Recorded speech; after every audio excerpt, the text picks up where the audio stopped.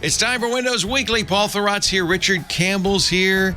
And yes, Paul's first reviews of the Copilot Plus PCs are here. We'll talk about Windows 11 and a belated Week D preview update. We also talk about a new way to use Office online, not Microsoft Office, Proton Office. And a $10 deal on one of the #1 books for Office 365. It's all ahead on Windows Weekly. Podcasts you love. From people you trust. This is Twit.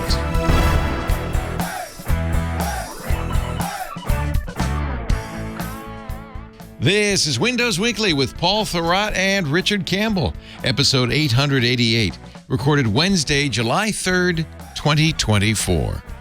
Find the Blue Penguin. It's time for Windows Weekly, episode 888. This is the luckiest of all episodes, featuring Paul Thurrott, who ate lunch.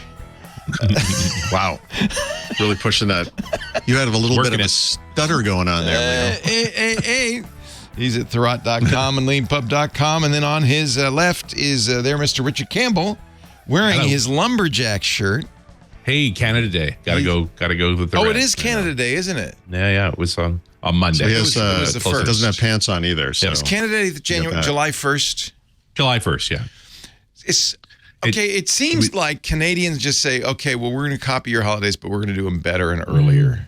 Well, yeah. To be clear, you guys had a revolution. We just filled in the form, right? It's not the same thing at all. It's like the difference between Apple Silicon and Windows and ARM. There you go. Yeah. Then the founding fathers said, wait a minute, we could have filled in a form? Could have filled in a form. Yeah.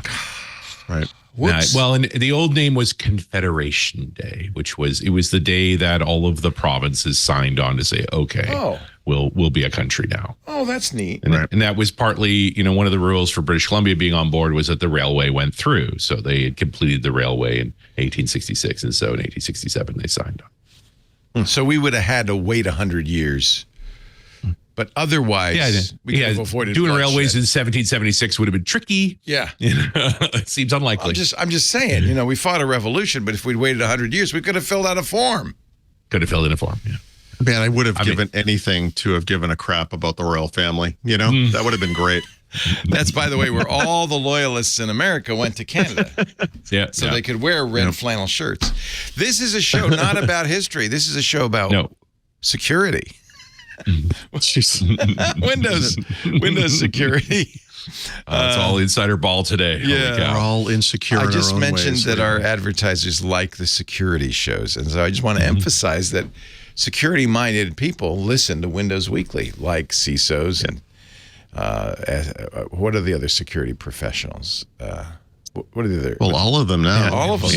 Let's be clear. Care about security now. Well, we say on the show all the time, it's like we're all in the security business here. Yeah. Because we all go down when the black hats win. Wow. All right. Well, this is 888. So this should be a happy, celebratory show. We're all home, right? Home is good. Home is good. Canada is independent once again. No, I'm sorry. Still a Commonwealth country. Still have a. Do you get the king on your money yet? Yep. No, they're starting to print them. Yeah, they're coming. Okay. Takes a couple of years. On the toonies and the loonies? Those take the longest because the coins last. The paper will show up first. I think it's going to be the 10 that gets it first. Are you going to have... He's around long enough to get onto the coins, Yeah, I know. It's such a pain. Maybe you could just kind of like William and Charles together. It's King. We're looking for King Chuck, right? I want King Chuck. I just hope that the money doesn't look like his red official portrait. That thing. That was a heck of a thing, wasn't it? Wow. Did he not know some rosy going cheeks. in? Maybe it was an homage. No, he's modern. He's a modernist. Yeah, he wanted to support. And what's better than a monarch soaked in blood? Excellent. Yeah, well that's like a man claiming he's like a feminist. I mean, maybe. I'm not saying it can't happen. But don't have your portrait painted that way. Is that what you're saying? It's really I don't know. Quite something. Yeah. So the top of the page on the show notes says something interesting to me. Mission accomplished. What was the mission, and how has it been accomplished? Well, you mentioned history, so everyone knows that in 2003, George Bush stood on the deck of a carrier in the wherever the Persian Gulf and declared that combat operations were over in Iraq, and then they went on for another 8 years. Yeah. So in that sense, we have reached a similar milestone with Windows 11 on ARM, which has been this kind of a dream, a broken promise, something that never lived up to its expectations. And through years of work, both on the hardware and software sides from Microsoft and Qualcomm, it's very clear that they've actually done it. That this is the one, huh? Yeah, it took a long time. I mean, a couple of false starts to Windows. It's a couple of false starts, right? A couple. Yeah, WinRT. A couple. I mean, depending on how you look at it, honestly, there were several because obviously Windows RT was its own thing, and that was one. I keep referencing that Steven Sinofsky book. But one of the great stories in there is, that what could have been, and they understood, Microsoft, his team, that, for this thing to make sense, it needed to be its own thing, not just Windows, but on a different platform. And they got no buy-in whatsoever from anybody, including, crucially, the Office team. So they had to ship with the desktop environment. And they shipped this thing that looked like Windows and couldn't run Windows apps, so it was kind of a problem. Revived under Terry Myerson for Windows 10 in 2017. The first generations of chips from Qualcomm were basically smartphone chips that did not work great. If what you were looking for was 20 hours of battery life and the inability to do anything, great solution. Those things nailed that one.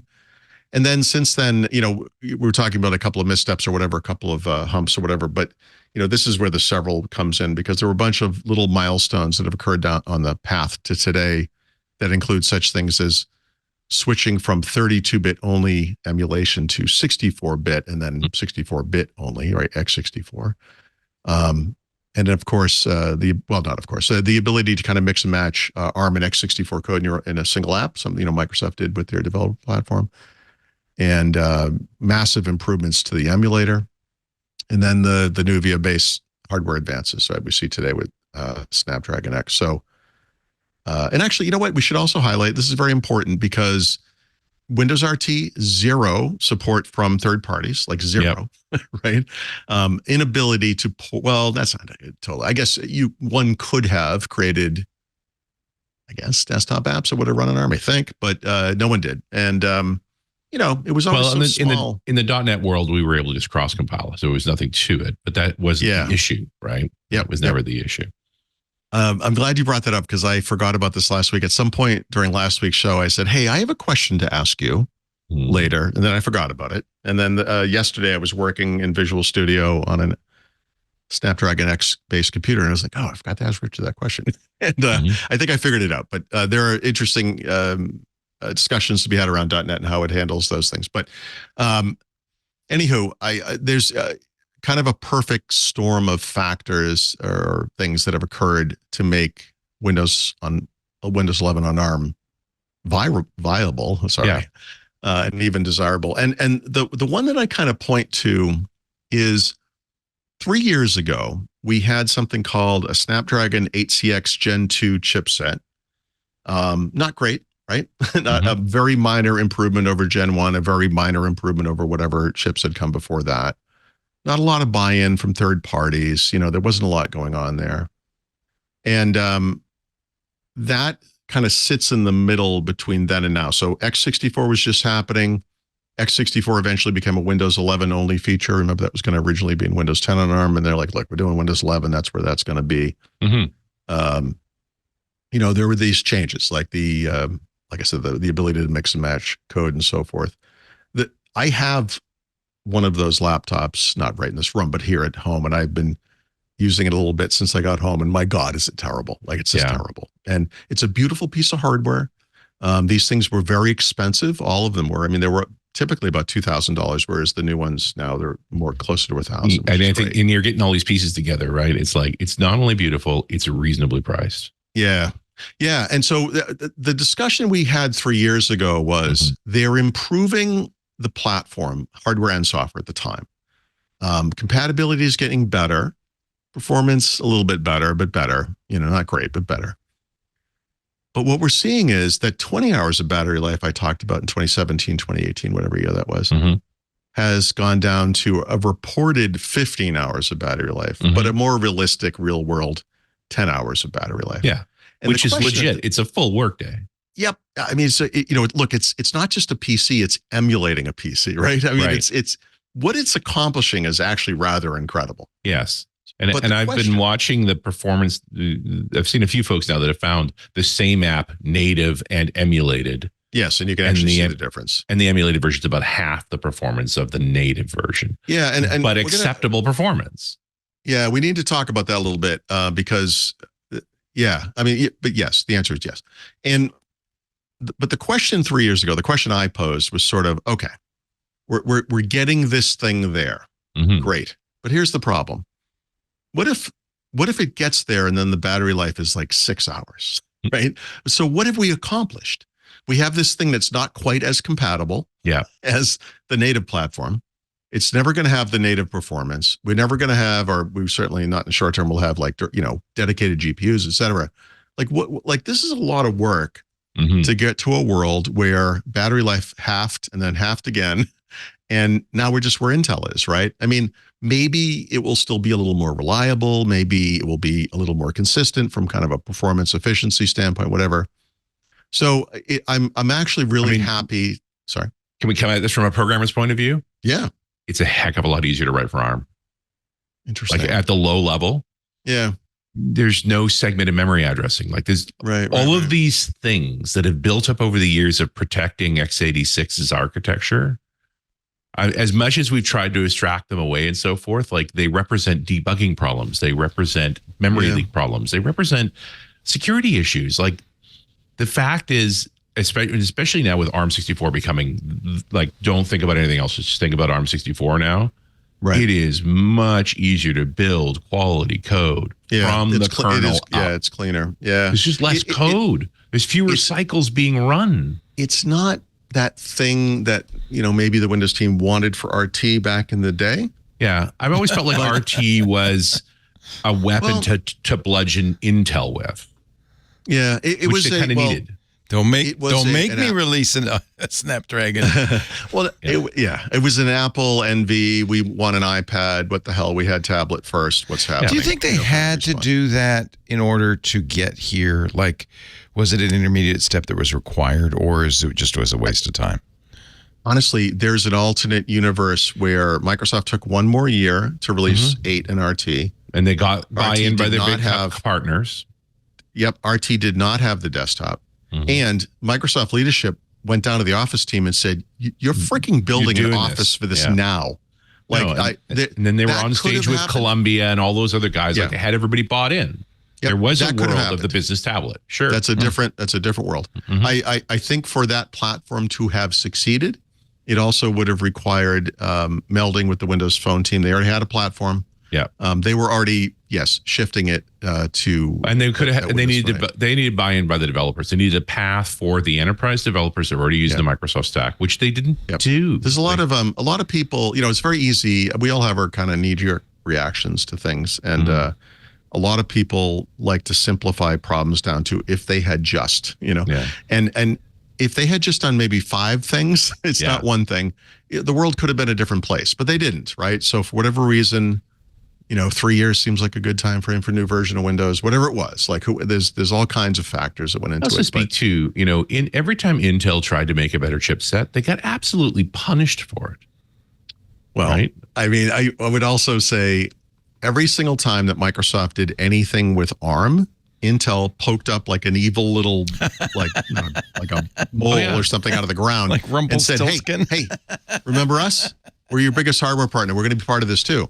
So when Microsoft talked about the original ARM port with Windows RT, what became RT, they referred to it as Windows running on SoCs, and Intel had an SoC too.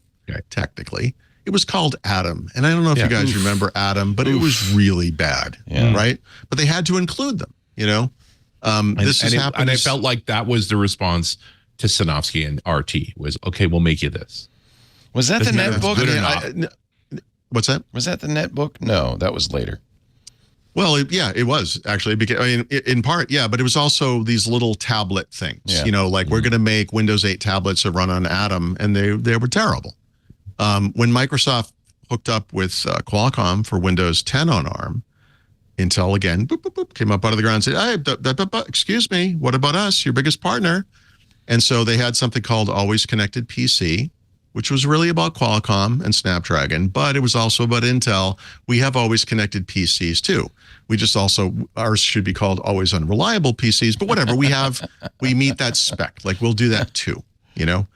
When this generation happened, Microsoft partnered with them on AI PC and then was like, you know what? It's been like 20 years. Screw these guys. We're going in our own direction.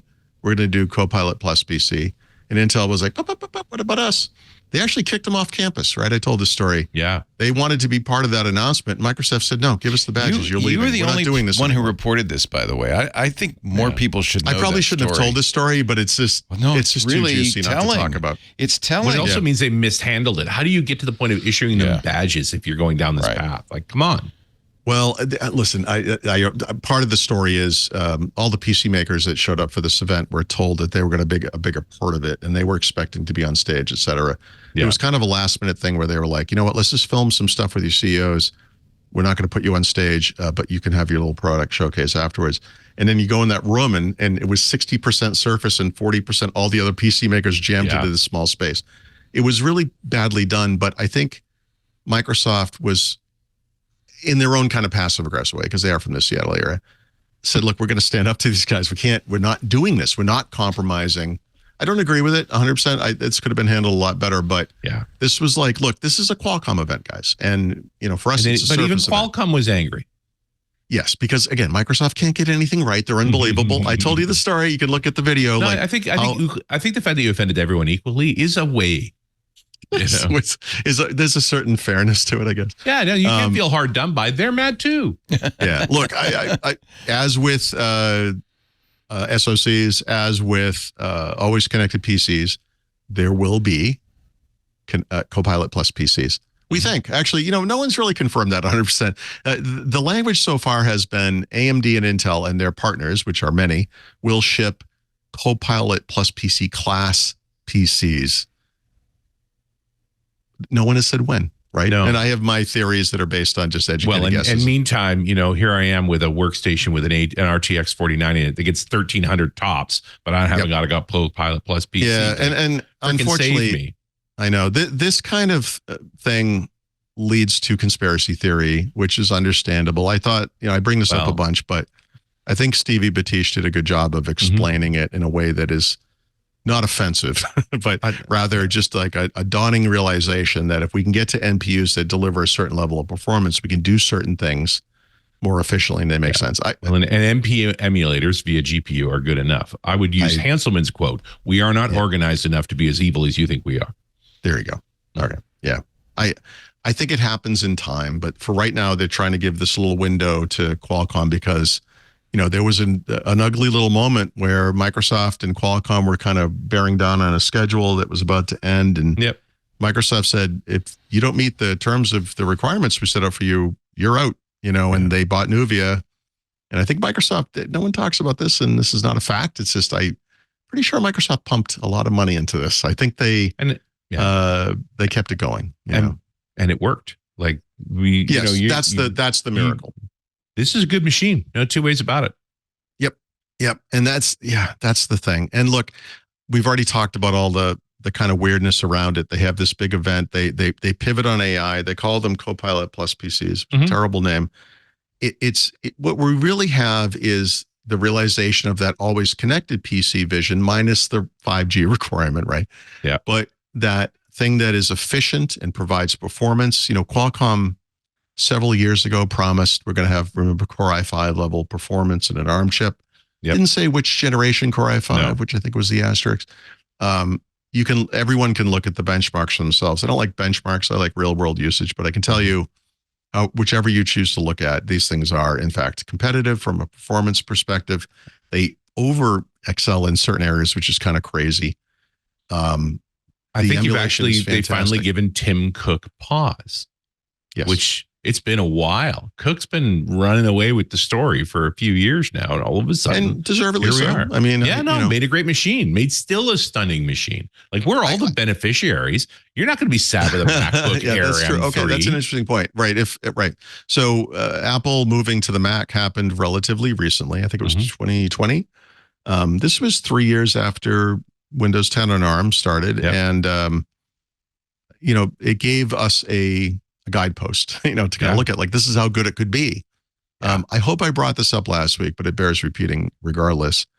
There's a big difference. It's a fundamental difference between what Apple and Microsoft have done with their respective platforms.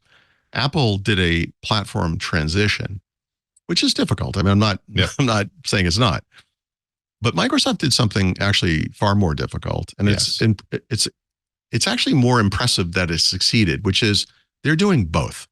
They're not getting rid of x86. These things are going forward in time together.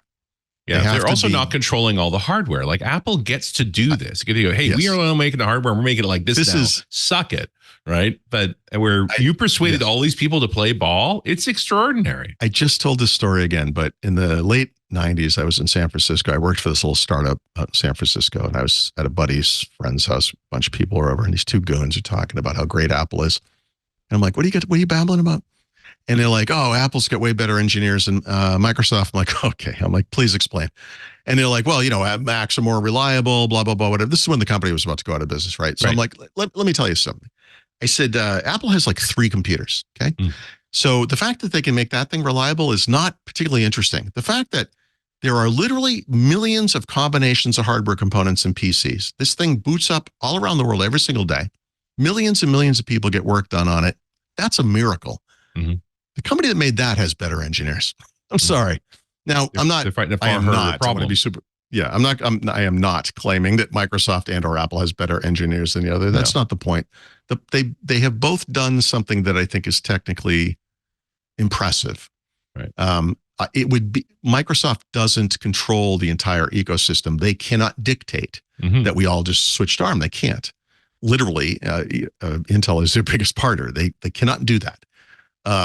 They don't have that. They've been begging Intel for decades to jump on this, mobility efficiency thing. Yeah. And Intel's like, more cars, more performance, more, watts, whatever, more. Like, that's been their approach. More is always more. And look, maybe this has started a fire under them. Finally, we saw a radical switch with Meteor Lake, which I don't think has been successful. We're seeing an even more radical shift with Lunar Lake, which is coming this fall. And again, this is what actually having competitive threats matter. Exactly. Like, that's right. This is why competition is good. Yeah, that's exactly right. It makes everybody better. I talked myself into this. I think it was last week. I was talking, people in the United States, especially in the tech world, I was kind of whine and moan about the EU and the DMA and they hate American companies. It's like, no, they hate dominant companies. Yeah. Like, they hate dominant companies that don't follow rules. And so I look at the DMA as almost a new take on antitrust, right? Because they have the traditional take. They have their own version of the Sherman Antitrust Act, but they also have this new thing, and it's a better thing. It's a better, more modern kind of take on what it means to be dominant. And anyway, one of the definitions of a monopoly, one of the ways a monopoly differentiates themselves from normal companies, is they can behave in ways that are as if they were no competitors, right? In other words, competitors enter the market, they make changes, and the dominant company, even though they only have like 50% market share, whatever the number is, because we're also focused on something stupid like that, they don't have to do anything because they don't care. It doesn't matter. And those are the company. That's a new kind of way of looking at antitrust, I think. And that's the way Intel has behaved, for the past 20 years. Although I think you could make a really good case that Intel, in fact, had a monopoly of sorts. Which they did without a doubt, and they chose to only try and innovate in little corners. Yeah, they never put their best and their brightest on building a new thing because they couldn't afford to. I read a book a while ago called The Poison Squad, which is really the invention of the FDA. That's what it's about. Okay, and one of the great storylines in that is about milk and the fact that in the late 1800s they preserved milk by putting formaldehyde in it. because it wouldn't spoil. Oh my God. Was there not like enough cocaine to do for that to work? Oh my God. And and humans drinking milk with formaldehyde, adults drinking formaldehyde milk was not that big a deal. But if you did enough to it, it'll kill a kid. But children die. That's the way that goes. Is this where the term "well preserved" came from? Nice. Yeah. But the regulation to not allow formaldehyde in milk actually drove refrigeration. Oh, yeah. That was a cusp technology. So here's these folks trying to. You're trying to sell safe milk. I didn't mean to get off on a weird antitrust segue, but I will say one of the things that many people have trouble understanding is the bad impact of a dominant company because they don't see it, they don't understand it. So like, I don't understand. Like I have all the apps I want on my iPhone. What's the difference? And it's like, you don't know the innovation that's not occurring because this company will not allow it. Yeah. You don't know the lower prices you would have if there were alternate app stores. You don't know. How good things could be if they didn't lock down their system for their benefit, not for your benefit, right? Even though in some ways it might benefit you, right? I mean, it's a hard thing for people to kind of understand, but Intel in our industry, in our part of the world, is that company. It's a sobering thing to go back and watch. When Apple made their first platform transition, well, I guess technically the second in a way, right? From the PowerPC to Intel x86, x64, they started talking about performance per watt, which I think most of us would associate with the A series or the M series chips.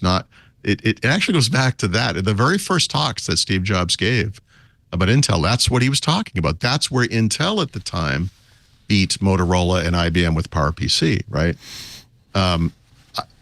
So look, it's taken a long time. But the notion that Intel was ever more efficient than anything is hilarious to me. But I guess when you talk about who's got the best engineers, there's great engineers at Intel.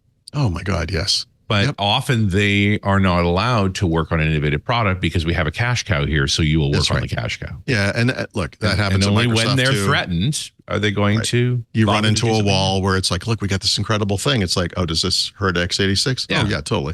We're not doing that. Watch Microsoft and Windows right up until like 2013. Right. Yeah, I tell this story a lot, but part of the Terry Myerson thing was like he didn't care. He wasn't trying to make ARM win. He didn't have to have Qualcomm beat Intel. Yeah. If all that happened was that this inspired Intel, and I guess AMD too, right, to a lesser degree, to change their ways and work on this efficiency stuff. It doesn't matter what the details are. They made Atom. But they made Atom, exactly. Yeah. Which is just a laughing stock. It's ludicrous. It's enough to sabotage the argument, which was sufficient. You're right. Right. We had a really good conversation on Twit with Ryan Shroud, who, as you know, is the host of PC. Knows more about this than anybody. He was the host of This Week in Computer Hardware on our network and editor-in-chief of PC Perspective, then went to Intel and worked for the company. Yep, went on the inside. On the inside for several years. And then creeped out a back door. Now he has his own company, which is a kind of a benchmarking company, which is really cool. That's right. And it's really good. Yep. He works with Patrick Moorhead and those guys. And he was, of course. So he was the guy. I ran into him at. I'm going to be speaking to him again soon. I can't wait to talk to him. I love Ryan. I think he's great. I love him. Yeah. I ran into him at Build, and he was the guy who taught. He had written the white paper that I talked about the Surface laptop. Right. Right. There's some fascinating things in there. And there's also some backstory, about the things that like he found out that, Microsoft didn't really want to talk about too much, which is kind of interesting. Yeah. But the big story was that the claims were real, and that he reassured me because I was freaking out about the fan. I felt really stupid coming out of that product showcase, not even thinking I was so convinced I'd already concluded that obviously these chips would be. They kept talking about MacBook Air. I mean, they're going to be fanless, silent, whatever.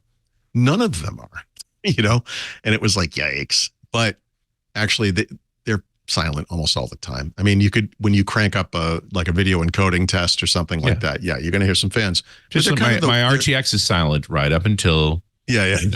But they're not the jet engine thing that I get out of Meteor Lake devices. Yeah. It's more of like kind of a low whoosh sound than it is like a like white noise, crazy sound. Yeah. So that, it's never going to be perfect. This is the thing we have to kind of come to. it's never going to be perfect. We don't have a single company with a vision that can do the end-to-end thing. I would argue that this stack is in a better place to make a perfect machine for your requirements than Apple is. Because sooner or later, an Asus is going to go, you know what? If we take the lower end chip and we do something it fun to this with point, cooling, and we go solid state on this, here you go, no fan. Yep. Right? I think it's going to happen. There are stories about Qualcomm supposedly working on other versions of the chip. Some seem to think it's headed in that direction.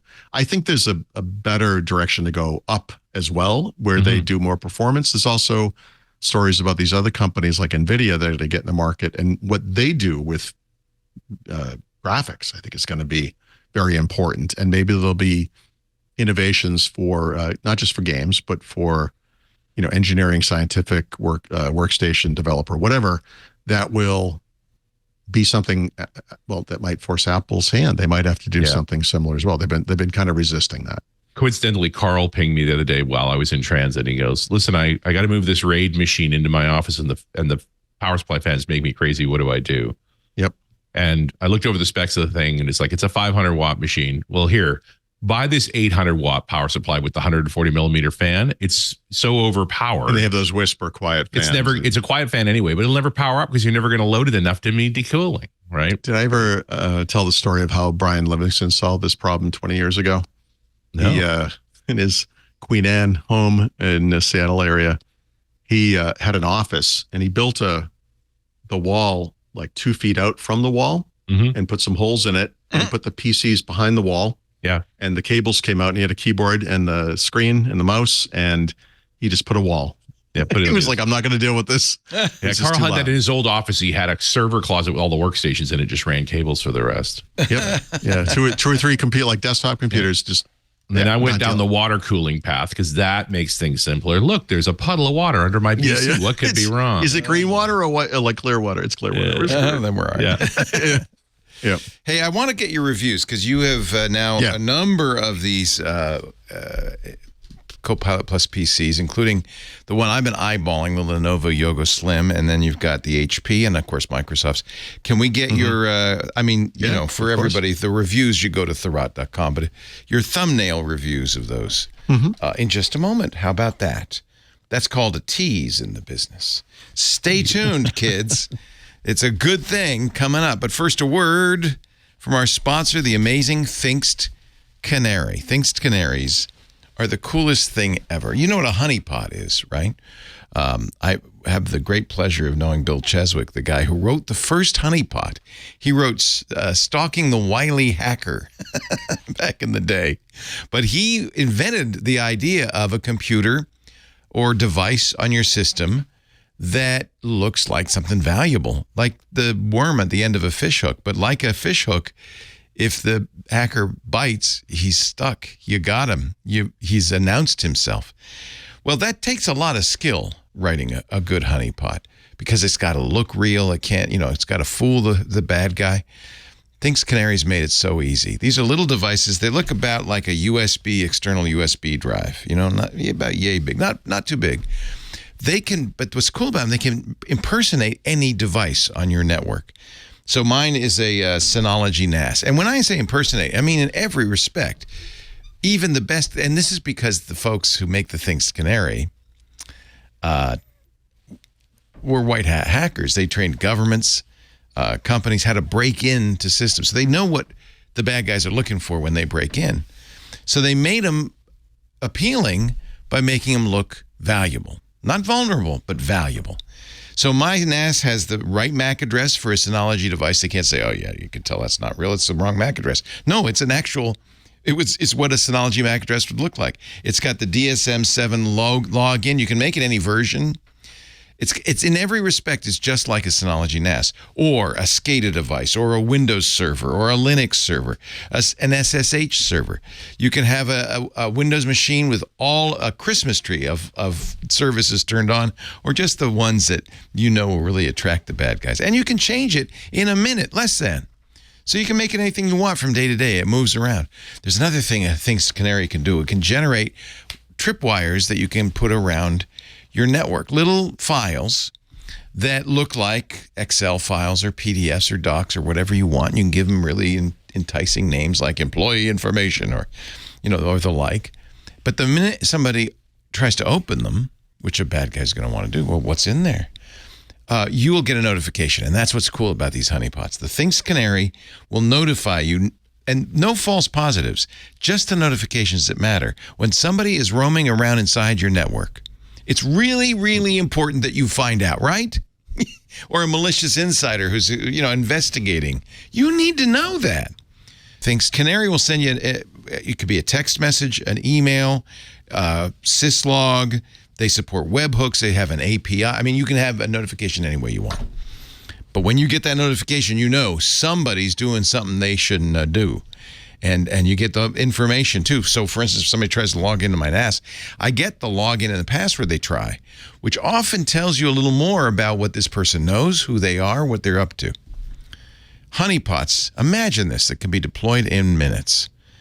You choose a profile for your Things Canary device, you register with a hosted console for monitoring and notifications, and you wait. It's incredible. Now, you might be wondering, well, what do I need? How do I get this started? Well, you can buy a handful if you want. Big operations, banks, and so forth might have hundreds or thousands. Let's give you 5 as an example, just right for a small business like ours. Go to canary.tools/twit, $7,500 a year. You get 5 Things Canaries. You get your own hosted console. You get upgrades. You get support. You get maintenance. And if you use the code TWIT, TWIT in the How Did You Hear About Us box, 10% off the price. And not just for the first month or year, but forever. For the life. And they're very good with the returns.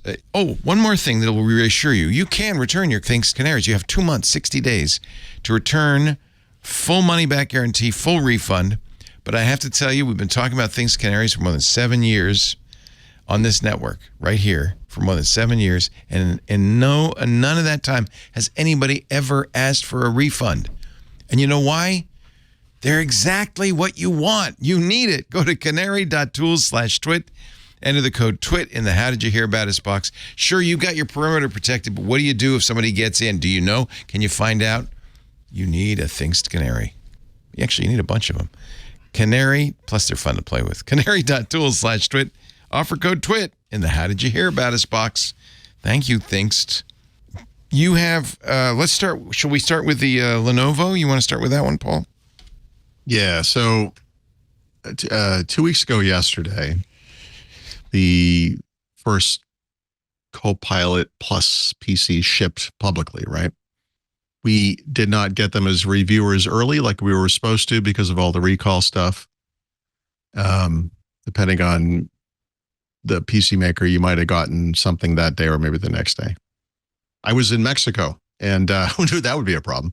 But I had pre-ordered a Surface laptop that did arrive that day, but in Pennsylvania, so that didn't help. And then I knew that Lenovo and HP were going to send me, something, right? So unfortunately, after a couple of days went by, I didn't, this is something I don't usually think much about. In fact, oftentimes with PC makers and me, they send me too much stuff, right? So I don't really care if I get stuff or not, or, they'll write me and I'll ignore it for a little while. Then they'll ping me again and I'll be like, look, I have a lot of stuff going on right now. I don't know if I can do this, but this one I actually, I cared, right? And I think it was a couple of days later, I finally pinged both of these companies to be like, hey, you said you were shipping stuff, like what's going on? And in both cases, this is weird because I actually have friends at both these companies.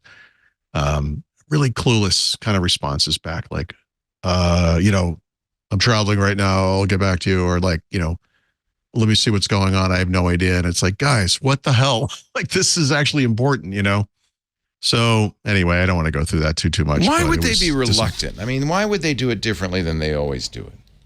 I don't know. I don't know. You would think. Lenovo has shipped 3 PCs to Mexico, no problem at all. HP, I talked to them ahead of time, and they said they were willing to give it a shot. Got the address information. It was all set, no problem. And then they just never did. I'm just baffled. Yeah, it was crazy. It was very strange. Anyway, 1 week later, I did get the Lenovo. And then we flew home last Saturday, so the Surface was there waiting, and then today I got an HP, and the HP was an EliteBook, the Ultra, the business one. I'll tell you why the Lenovo interests me. The price. Yeah. Holy cow! Not just the price, but also the upgrade costs for things like RAM and storage are incredibly reasonable. I'm used to Apple, but you double the RAM for $67 or something. That's it's unbelievable. Crazy. I know. That's how much that stuff should cost. It's the actual cost, right? Yeah. If you go to Lenovo and buy one of these things, it would be silly not to upgrade both to the maximum. Terabyte and 32 gigs, right? I think 32 gigs of RAM and a terabyte, if you paid for both, it's like $100 or maybe $110. I couldn't believe That's like it. extra. It's like, why wouldn't you do it? It's incredible. They're doing some sort of loss leader thing, right? They're trying to really get this market seen. I think that's just how much it costs. I think Apple is raking people over the coals. We know that. And Microsoft is like, oh, we'll just do what Apple does. And we can't do it at scale, so we have very limited configuration options. There's some problems there as well. Anyway, I can't speak to the HP one. I'm not sure how they do it, but HP always has sales. Actually, Lenovo does too. We'll see. It's a really nice machine. I just feel like they really want this Copilot Plus PC, or maybe to succeed, or maybe is the Qualcomm part a lot less? Is that what they're saving? No, on? Or is Microsoft giving them a great deal on Windows? Or why is it? No, I don't think this thing is 13 something, right? $1,300. It's nothing. Yeah, it might even be less, but it's So what you have is $1,800 in Canada. It's a bargain. It's an OLED display, which is unique among these three computers. Gorgeous. I really want this. 14-inch. I think it's 14.5-inch actually. 3 USB 4 ports in it. They are 40 gigabytes. I confirmed that today. They're gigabits per second, rather.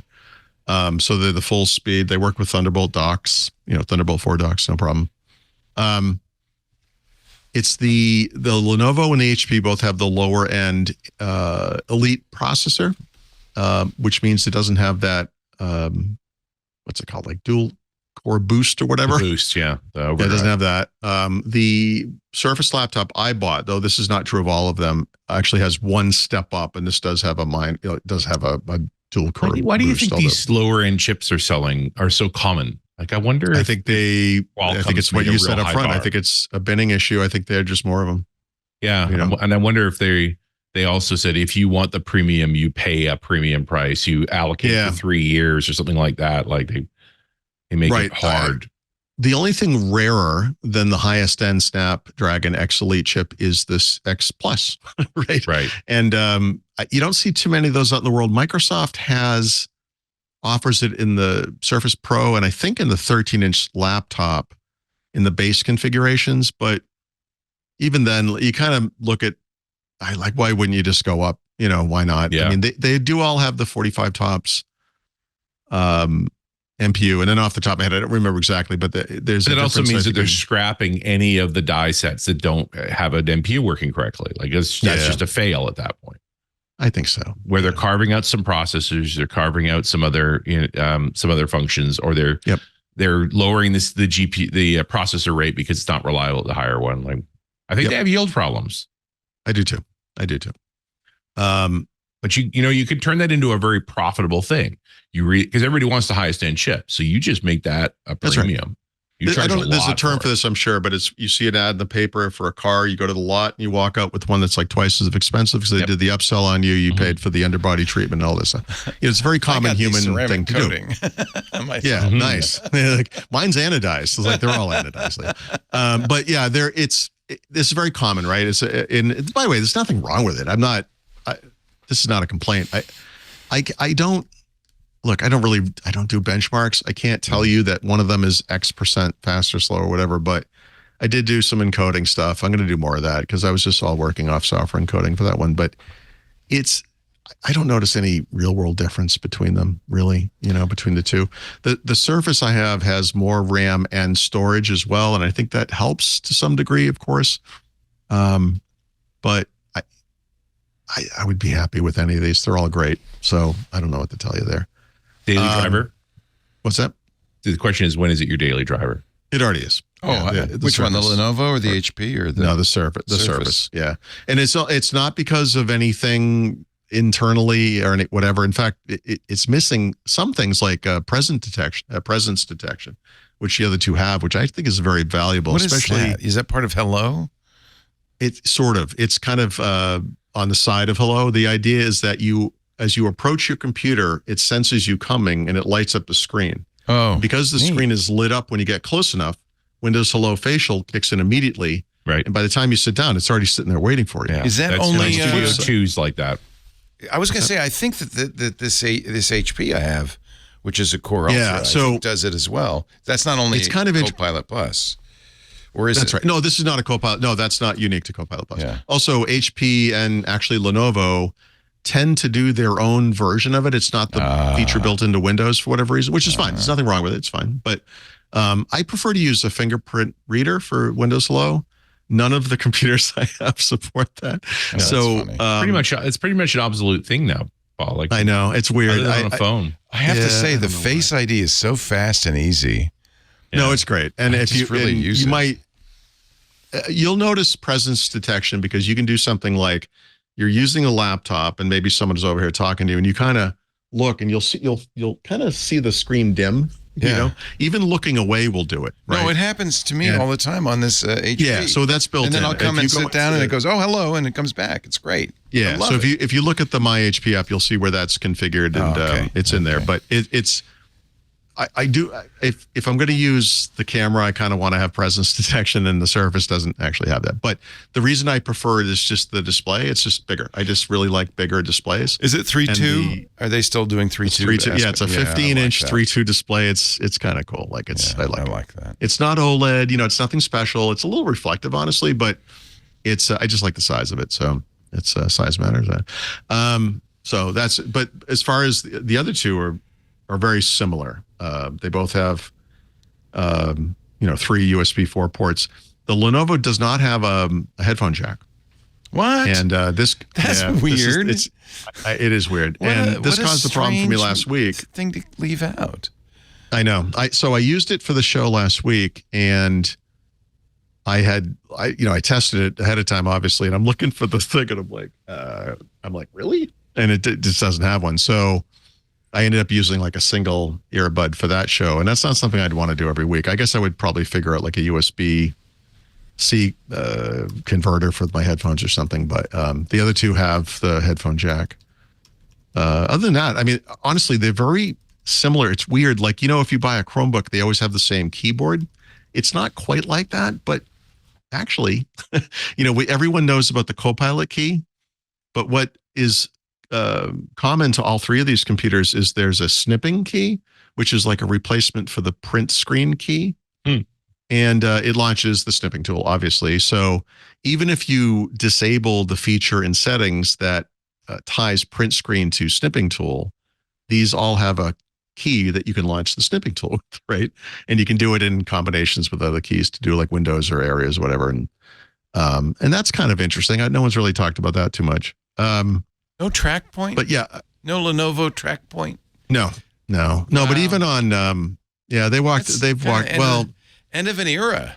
I never used it, ever. Sorry. There is a Lenovo ThinkPad that probably does have that track point, right? I don't have that machine. They never really did that on IdeaPad, and HP used to have something similar on some Elite books and some of their Z books, but those are gone now. They don't do that anymore. Yeah. It's all, precision touchpad stuff. Anyway, last week on the show, I highlighted some of the stuff I had done to that point. This came in really hot, so I talked about app compatibility, which was fantastic. The only thing I found was Google Drive that would not work at all. Hardware compatibility based on the devices I had in Mexico, which is actually a pretty good collection. Gaming, which is a real mixed bag, but it's kind of interesting when it works. It's pretty good, actually.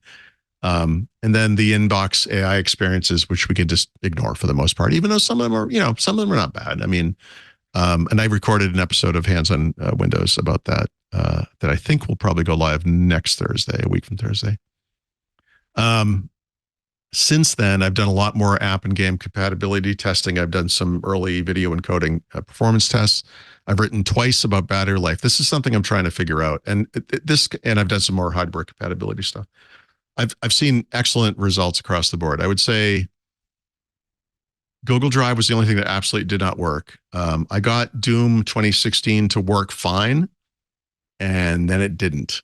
I got to a certain point in the game where it stopped loading. It would just crash. I played it on an Intel machine, no problem at all. I got further into the game. I thought I'll get to some point and I'll try it again. It'll be okay. I've never gotten that to work again. I have no idea why. And that's on 2 of the computers. And then I have, one hardware device that doesn't work, which is the Focusrite USB connector I use with this microphone.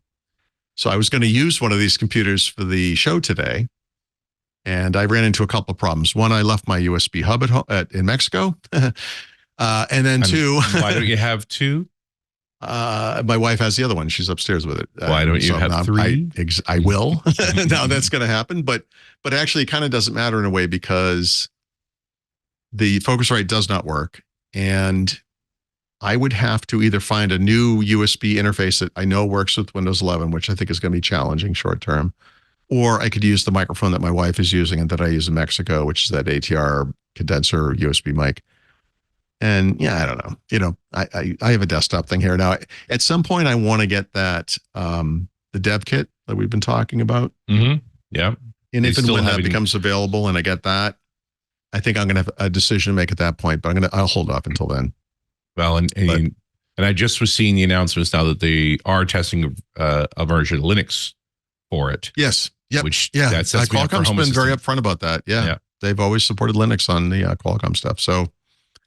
Yeah, that's going to happen. They're just going to finish some of the low-level drivers once that stuff's in place. And that, to me, again, I think that thing's going to become my excessive home assistance host. Yeah. So when will Linux be compatible with the Microsoft Pluton processor? It's like, nice. Microsoft distributes 3 versions of Linux in their store. It's hard to say. So it is. It's Wednesday. I've had one of these computers for 8 days. So I've had the other one for 4 days, 5 days, maybe, whatever that is. I don't have enough real world battery life. But what I did see across the first 2 computers that was very consistent was surprisingly terrible battery life on day 1. Like surprisingly terrible. And then it got better. And then it got good. And I mentioned up front. So what happened? Well, here's the thing. So I review a lot of laptops every year. The one thing I don't do is like micromanage battery life, like right up front. I don't really think about it that much. Battery life is usually something like a week in, I kind of notice it, right? And I have an idea in my head just based on using the thing that it's going to land somewhere. So then I start looking at it. But going into this, I very much wanted to focus on battery life. So I think this might be something that just happens all the time. And you bulk install stuff. You're heavily using it in a certain way. The fan's rolling. The battery life is not great right up front. But then you calm down and you start using it normally. And I think it kind of, plateaus or reverse plateaus or whatever. So I always get terrible battery life on the first few days. Yeah, and I think it's just use it differently. Yeah, it has to. You're installing stuff. It's indexing. Yeah, I despite the fact that I've been doing this for 20 years, I just never really thought about it. And now, like this time, I'm like, oh my god, I have to focus on this. And I think that might be all it is. But at first, I got really nervous. Like that first one, Yoga Slim, like 2 days in, I was like, oof, man, they're talking like 15, 20 hours of battery life. I'm seeing like 3.5, 4.5 at most. I'm like, I don't like this. But the Yoga has gotten up to where it's above 10 hours. The Surface, I should look at this now. I think last night was 9 hours and 50 minutes. We're early still. So I think they're going to be in that 10-hour range. And this falls into the, it sounds like rationalization, but realistically speaking, because they just can't have the same control over the ecosystem that Apple does over theirs, it's just not going to be as good, but it needs to be in the ballpark. Like when you talk about like all day battery life, like what does that actually mean? Like 24 hours of battery life? Or does it mean I'm working for some X number of hours and it needs to last that whole time? Like it absolutely meets that need. The MacBook Air I had real world was about 15 hours of battery life. So that's the difference that I saw or I'm seeing so far. Like I'm not done, but that's where I'm at about right now. I think that's terrific. Like, I think it's fine. The better thing though, well, I know better, but as important, the thing we don't really think about that much until things go wrong is what happens when you leave it alone overnight what happens when you open it up in the morning, what happens that makes you actually turn the thing fully off before you take it to the airport, which is something when I went to Mexico on this past trip, I took the MacBook Air and I just closed the lid and I put it in the bag. I didn't think about it. Next day I got up maybe 1% down, probably 0%, honestly. I didn't think about it. I am seeing very consistently with these computers, 2 of them, and again, just 8 days. So it's not scientific, but they come on immediately. You can look at the battery life usage. You can see what it's doing. I'm seeing between 1% and 3% battery loss over 8 hours overnight, depending, different conditions, whatever. It's very consistent. And again, I'm hitting we're up to about 10 hours of battery life on both of them, I would say right now. So to me, I keep pointing it out to my wife. She must be so bored of me by now. I don't even know why we're still together. I in the morning, I'll be like, honey, guess what just happened?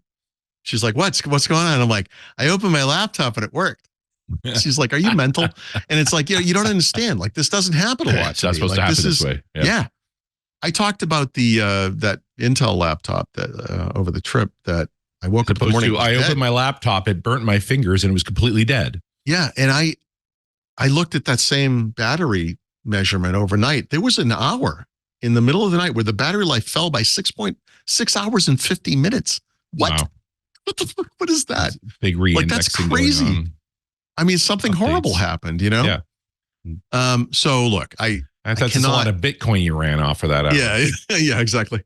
I cannot conclude yet. It's too soon, but it's looking really good.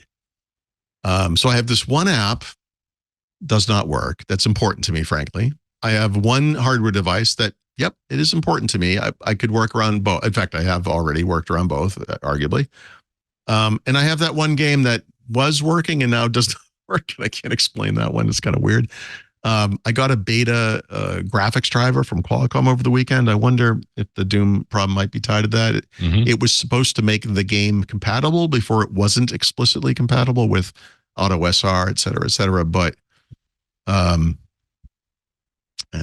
it's okay. It's not like, Doom 2016 is not mission critical. No.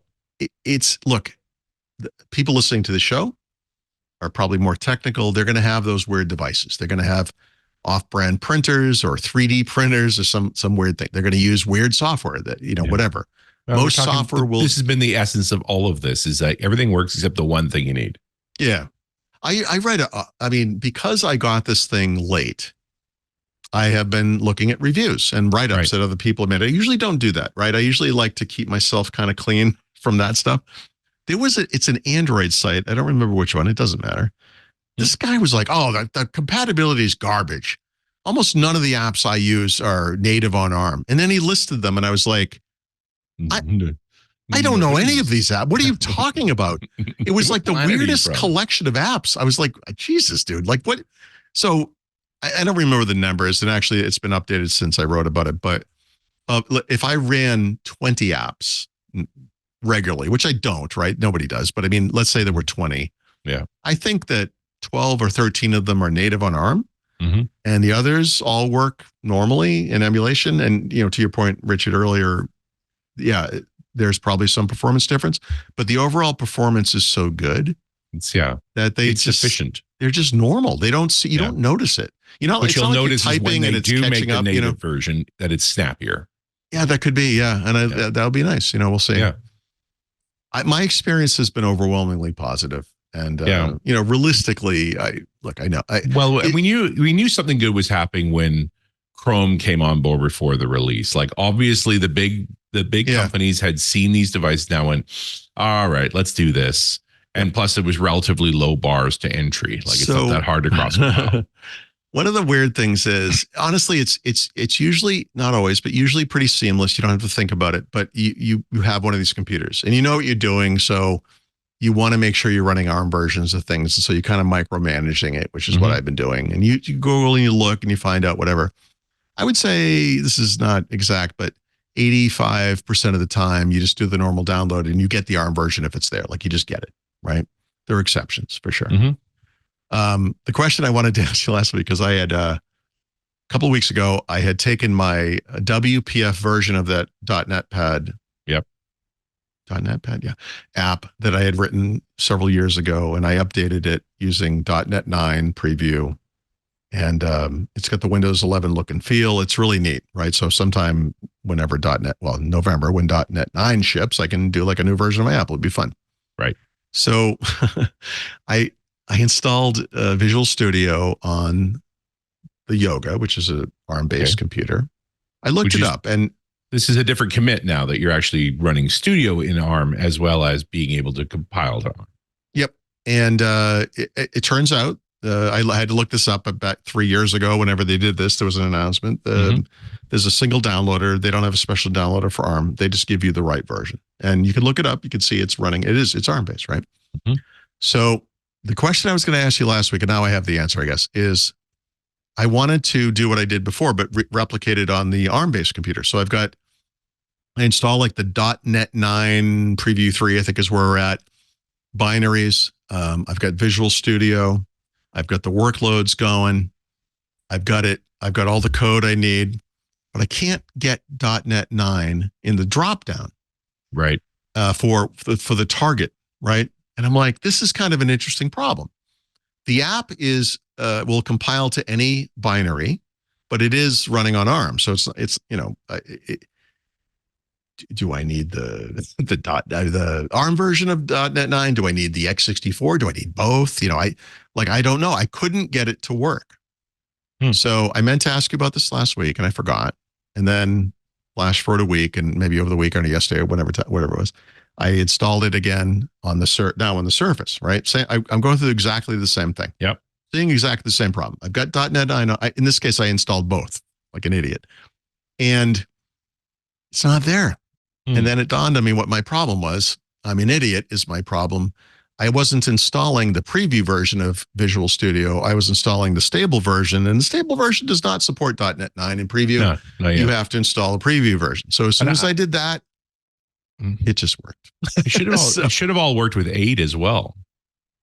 Well, the 8 doesn't support the Windows 11 style, the Fluent stuff that you have to have. It's coming in .NET 9. So I just, and you wanted that. We just put that show in the can for .NET Rocks about the Win 11 styling. Yeah. Oh, good. I can't wait to listen, because this is it's speaking of coming in hot, like this capability with WPF is very raw. Yeah. And part of that is simply a message that says, hey, we've put more people on WPF. Giving away some of the story of that show, but part of that was this recognition that WPF is loved by the community. It's been a bunch of good open source never gone away. Well, and now Microsoft's recognized, hey, we should run in front of this parade. And so they have they have these modernization stories. The reality is, and when I say this is always an asterisk, I don't mean literally no one, but no one is going to make a new Windows only app. Yeah. So the fact that you can do modern Windows 11 styling in the Windows App SDK is fascinating, but when no one's starting from 0 lines of code to do that. No. But there are thousands and many thousands of WPF-based applications on the world. Many millions. Yeah. And those guys, a lot of them, they want to make that thing look normal, modern on Windows 11. So what they're doing actually makes sense. It took a while to get there, but... Well, and also that the community was struggling to update, to keep up with the demand too. So it was a lot of community-based stuff. Yeah. These guys are volunteers. Like they're only going to do so much. They have real jobs too. Yeah, I don't remember the name of this anymore, but there used to be a toolkit that Microsoft provided for WPF that at the time would modernize it. I swear to God, this was for Windows 7, I think, to get, at the time, modern style. I think it was for, so you have like the OK cancel dialogues. There's something called a task window where you can have multiple types of buttons and all this stuff. So I need that for this app, and I had to write my own because that does not exist anymore. Like they put it out, and then they took it away. Today there are GitHub repositories like WPF or modern WPF and WPF UI. But now with what happened to build, they're saying, okay, well, we're put this into the official path. Yeah.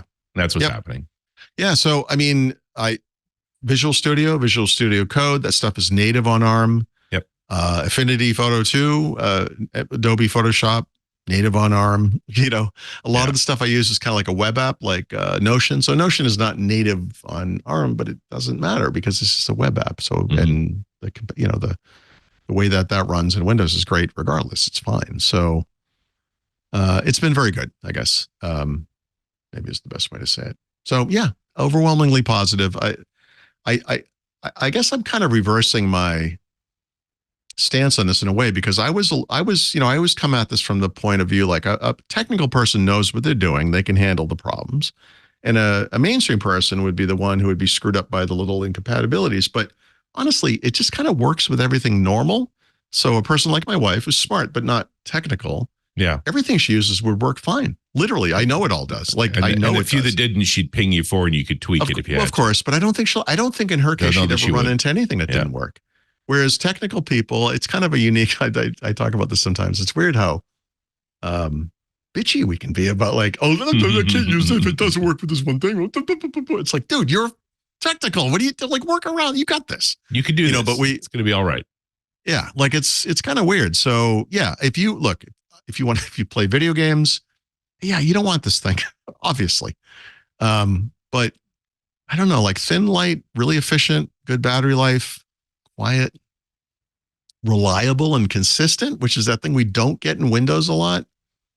Still has the crap, it still turns on folder backup in OneDrive, which I've been complaining about since October. By the way, one thing, the Surface the HP EliteBook, because it's a business class computer, came with Windows 11 Pro. And one of the things Microsoft did in 24H2 was cut off a lot of the workarounds to not have to sign in with a Microsoft account, et cetera, et cetera. But I signed into that thing with a local account on the first try, no problem at all. So things still work, not all of them. I mean, they did cut off a bunch of them, but there's if that matters to you, and it shouldn't, but I know it does.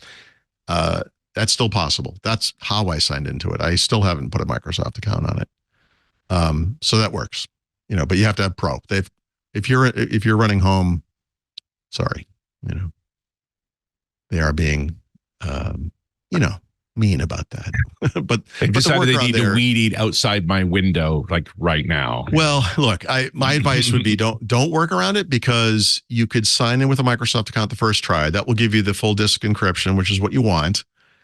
And then create a local account and just use that, like encrypt the disk, then use your local account because you know better than everybody, whatever your excuse is.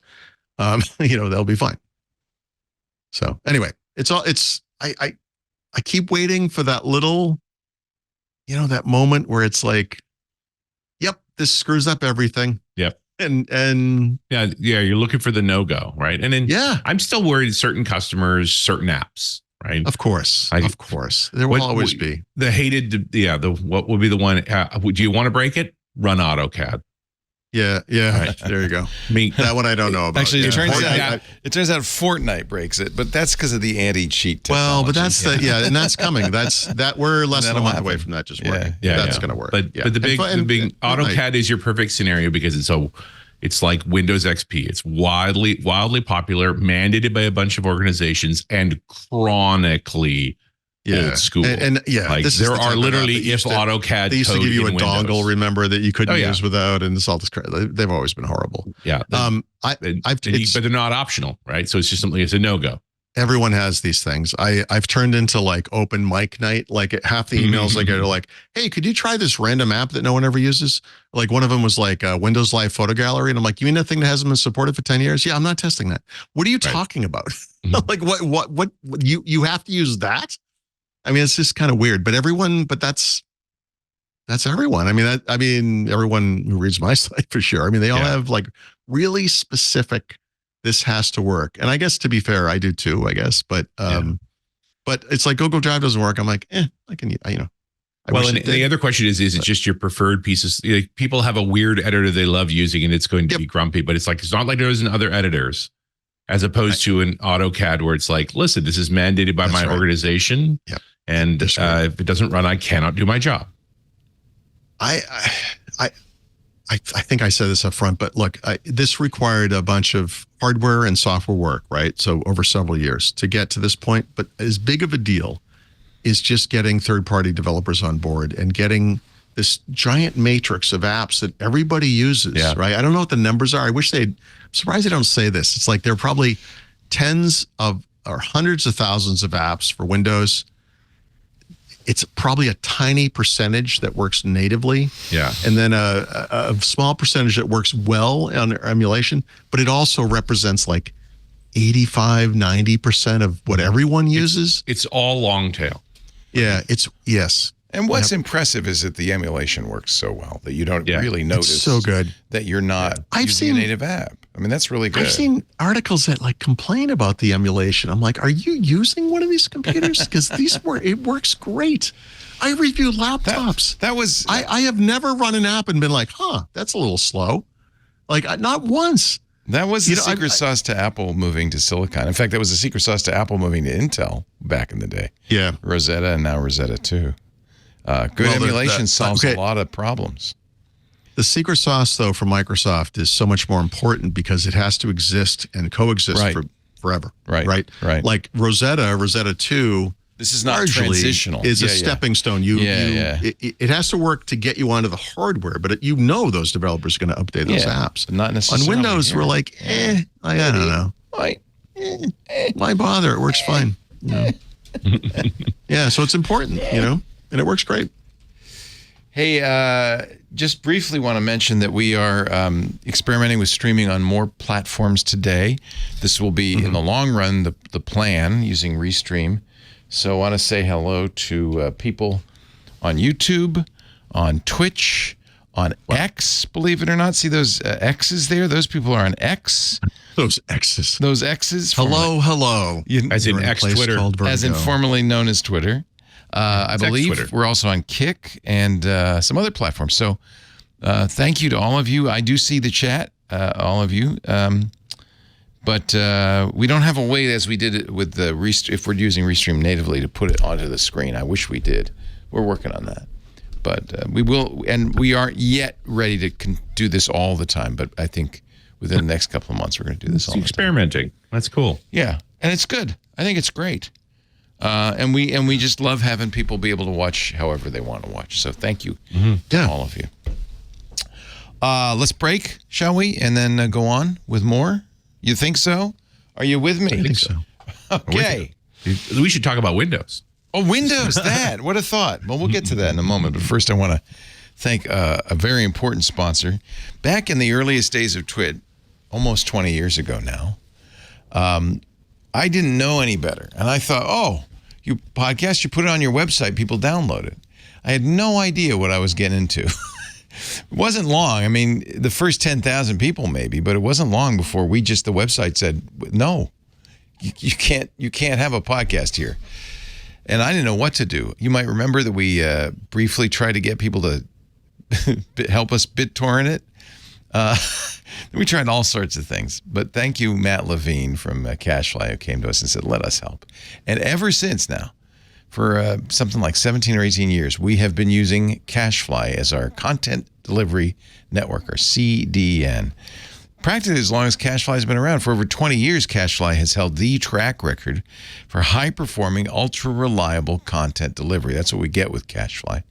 Serving over 5,000 companies, including Twit, in over 80 countries. And we know how good Cashfly is. We love their lag-free video, their hyper-fast downloads, their friction-free site interactions. Cashfly is the only CDN built for throughput. Ultra-low latency video streaming. When I say ultra-low latency, I mean less than 1 second latency to as many or more than 1 million concurrent viewers. That's mind-boggling. Lightning-fast gaming delivers downloads faster with zero lags, glitches, or outages. Mobile content optimization is great for your website or any site delivering content because it will automatically simply optimize images for every screen that visits, so your site loads faster on any device. Now, one of the things we really needed with Cashfly is flexible month-to-month billing, because honestly, our downloads are really spiky. The show comes out, everybody downloads Windows Weekly, and then it trails off for the rest of the week. And then the next show comes out, and it trails off. So Cashfly worked with us from the very beginning, but of course, as soon as you kind of understand your throughput and what you need, they will work out discounts for you for fixed terms. Really, the bottom line is you design your own contract with CacheFly. CacheFly delivers rich media content up to 158% faster than other major CDNs.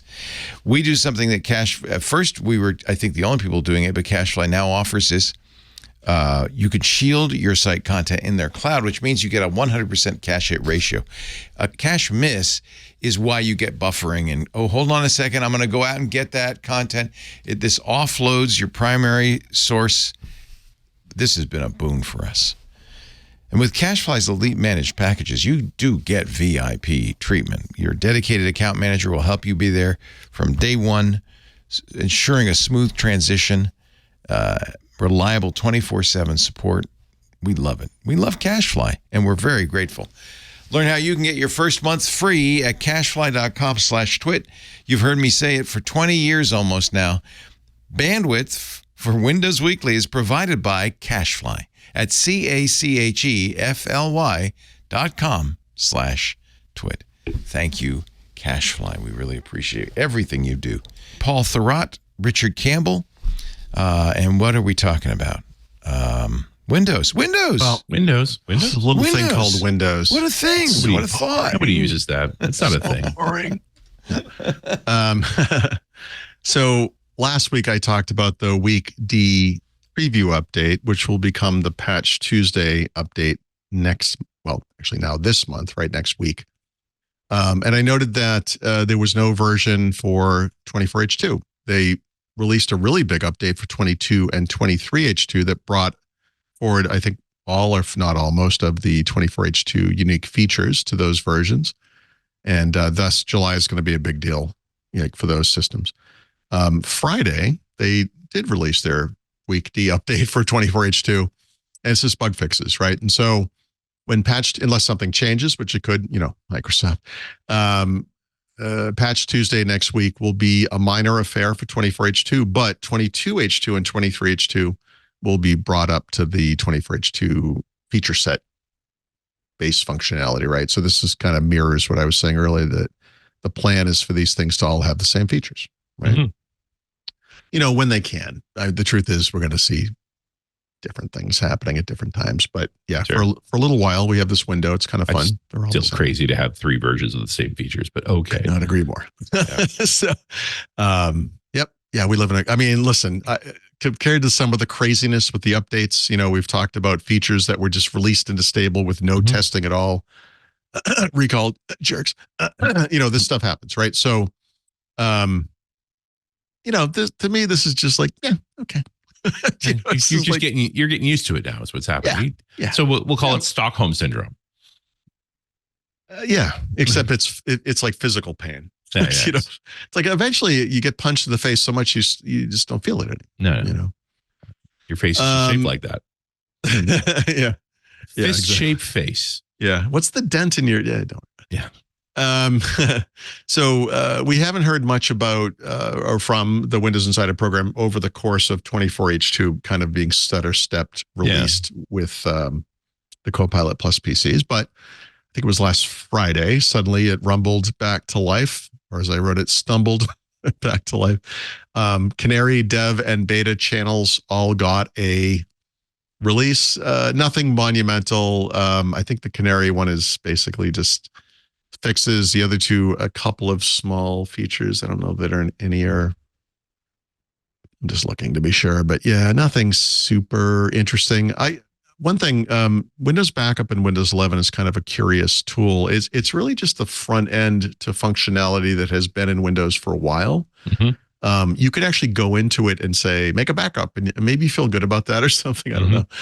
There's no reason to do it. It just happens. Like there's nothing, you don't really have to do it. It's just a button to give you something to do, I think. But I did theorize when this first happened. I think it arrived in 23H2 or, just before 23H2 because of the way they did stuff last fall. But that maybe this turns into something, right? Like Windows Backup could turn into something like actually useful.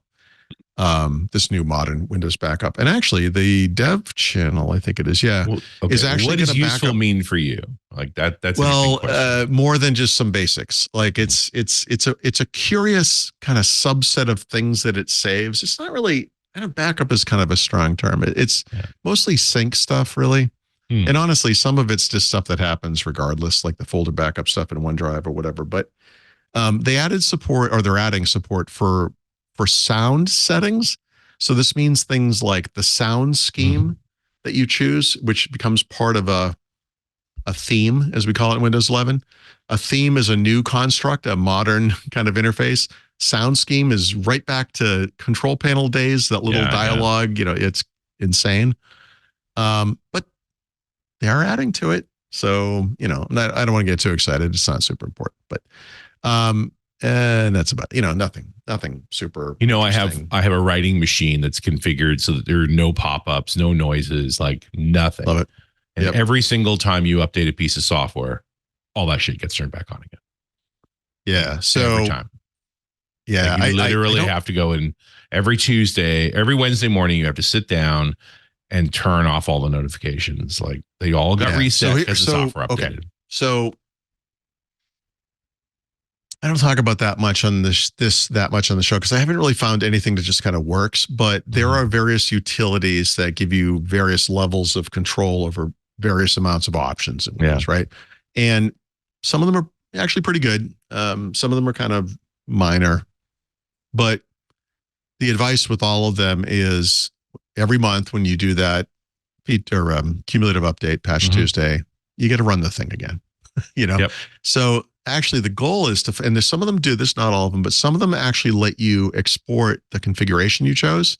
So what you can do is import it and it will go, instead of manually remembering, you can kind of go back and get your preference. It's stupid. It's a stupid thing to have to do. I mean, it would be better if you could just have a script that ran on. It would be better if the software didn't suck. That's another way to say it. I mean, 100%. Obviously, right? So, but we live in a world where the software sucks. Yeah. Where what the software wants is more important than what you want. I feel like software used to be ambivalent and bad, but now it's like maliciously bad. It's openly coming for me. You need toast, and you need more toast. You know what you really need? More toast. Yeah, right. Imagine if Amazon behaved like Windows 11, where it was like, hey, usually buy coffee every 3 weeks. Do you want to buy some coffee? Yeah. Nope. They're like, we have a coffee subscription. We could just get you on. We'll get you with the exact amount of coffee you need. No, I'm good. And then one day coffee arrives, and you're like, like that's what Windows 11 does. And, it's not great, but whatever. It's still better than the Mac. There, I said it. Okay. So a bunch of stuff that kind of falls into two buckets, but I'm going to make it one bucket. And that bucket is AI and Microsoft 365. Okay. I will start with the Microsoft 365. It's not an easy combination, right? But okay. It's an uneasy alliance. So here we go. Yep. The EU's back and better than ever, baby. Off the top of my head, I think back it was February or March. Yes. The European Union, and then the UK CMA, and then the FTC/DOJ, I don't remember which, all announced they were going to investigate this mysterious Microsoft OpenAI partnership. Yeah. And the goal of that investigation in each case was to just figure out, were they trying to bypass an antitrust investigation, right? That because obviously we've never let them buy them. Nope. But here they own 49%. Do they buy them in, but not in name? In other words, do they control this company? Really? So the European Union, God bless them, decided after a couple months, they were like, I don't. Although you would think it was Ken Starr. Nice. They were like, we didn't find, we found that Microsoft didn't acquire any control on a lasting basis. We concluded that their partnership is not illegal under the terms of under their version of the Sherman Antitrust Act, whose name I cannot remember. It doesn't matter. Who cares? So investigation over, right? No. Well, because there's an essential problem there, Paul, which is last year when Sam Altman got fired, it became abundantly clear that Satya had to say. Yep. Well, I mean, you might have. Let me see if this is in the. So when I started calling him Dark Satya and really liked it, right? I like Satya. So Angry Satya is awesome. Well, Angry Satya is going to be around because I didn't put this in the notes, but today, I think it was Bloomberg reported that Apple is also going to get a Microsoft-like representation on the OpenAI board. Now, I don't recall Microsoft or Apple investing $13 billion in OpenAI. Yeah. Let me just think. Nope. But they're getting the same representation that Microsoft has. But Apple's giving something to OpenAI for the there's a deal there. But there's and it's an observer seat, I presume. Like no, but that's what Microsoft has. Oh, yes. Okay. Yeah. Is it who has this Schiller? Is it Phil Schiller got it? Phil Schiller. Yeah. He put the shill in Schiller. He was their chief marketing officer. Now is a kind of. He's such a piece of human garbage, that guy. But are they actually calling it a board seat? He's the courage guy. Yeah, a board. He's an observer. He is what Microsoft is. So Microsoft and Apple are both going to have this. So this is a report. This is not something open. And understand, this was a serious blunder by Satya that back when they put, say, the $2 billion in the second round, they didn't have an observer seat then. They should not have been blindsided by Altman's firing. That's unbelievable. That'll be a Harvard Business School case study one day. So it's unbelievable. Explain to me, who was a business nitwit, what is the role of an observer on the board? I've been on boards. I understand you. So I'll put it into language that everyone listening to this will understand, because you have all read or seen the movies of The Lord of the Rings, which is your role is a Grima Wormtongue sitting next to the king, whispering into his ear. Yeah, now I understand. You're not Boromir. One of those things like the vote is decided to vote on. They look over, the Microsoft guy is like, to not go forward with that proposal. We voted. It was not Microsoft. They had nothing to do with it. No. Well, and the reality is, what does the observer do? The observer decides if he has to call Satya or not, or in this case, she has to decide to call Satya. Look, there are two things happening with the observer role in Microsoft's case. One is the Sam Altman firing. They want to make sure that doesn't happen again. In other words, if that stuff starts happening, you're not going to believe this. Get down here. Yeah. That kind of thing. So that's one. But the other one is, from OpenAI side, obviously they don't want to relinquish control of the business. And despite the fact that Microsoft has given them more money than God, they're working very hard to make sure that, they don't become a Microsoft fiefdom or whatever. Right. So, and to be clear, all of that money largely has gone back to Microsoft in Azure consumption. Right. Which is kind of brilliant, really, when you think about it. So it just looks. Yeah. Oh no, but now we get back to the point, which is like, Marguerite should be investigating this. I'm not saying it isn't on the up and up, but it is filled with moral hazard. I think that's why they're doing this. They are. So in other words, a Microsoft fief. Right. So the letter of the partnership agreement is that Microsoft did not in any way, shape, or form acquire OpenAI. They don't have voting control. They can't control the decisions. Yep. That's not illegal. However, one of the things the EU is and should be concerned with is this concept of the rich getting richer, right? That there are a handful of big tech firms that dominate the industry, and they are absolutely going to dominate AI, And it's like, so, I mean, I think the thing that will ultimately, I feel that the European Commission will find that Microsoft's partnership with OpenAI is not problematic, and the reason will be Apple. And to a lesser degree, Microsoft has partnered with every other AI company they can imagine. So, that's not just I suspect that's why Apple has this seat, because the OpenAI board desperately wanted somebody else to be there. So yes, this is such a great hedging bet. It's, and if Microsoft's smart, they're happy too. You know what though? I think a lot of rank and file at Microsoft, a lot of these people, I'm sure you will hear this if you haven't already, are like, what is going on over here?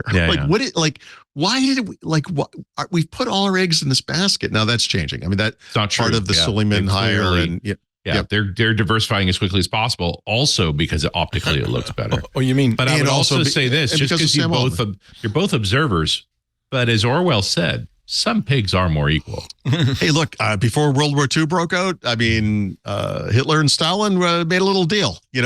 I think Sam Altman appearing at Bill was like, I am a human. Most people stand this way. It's completely normal.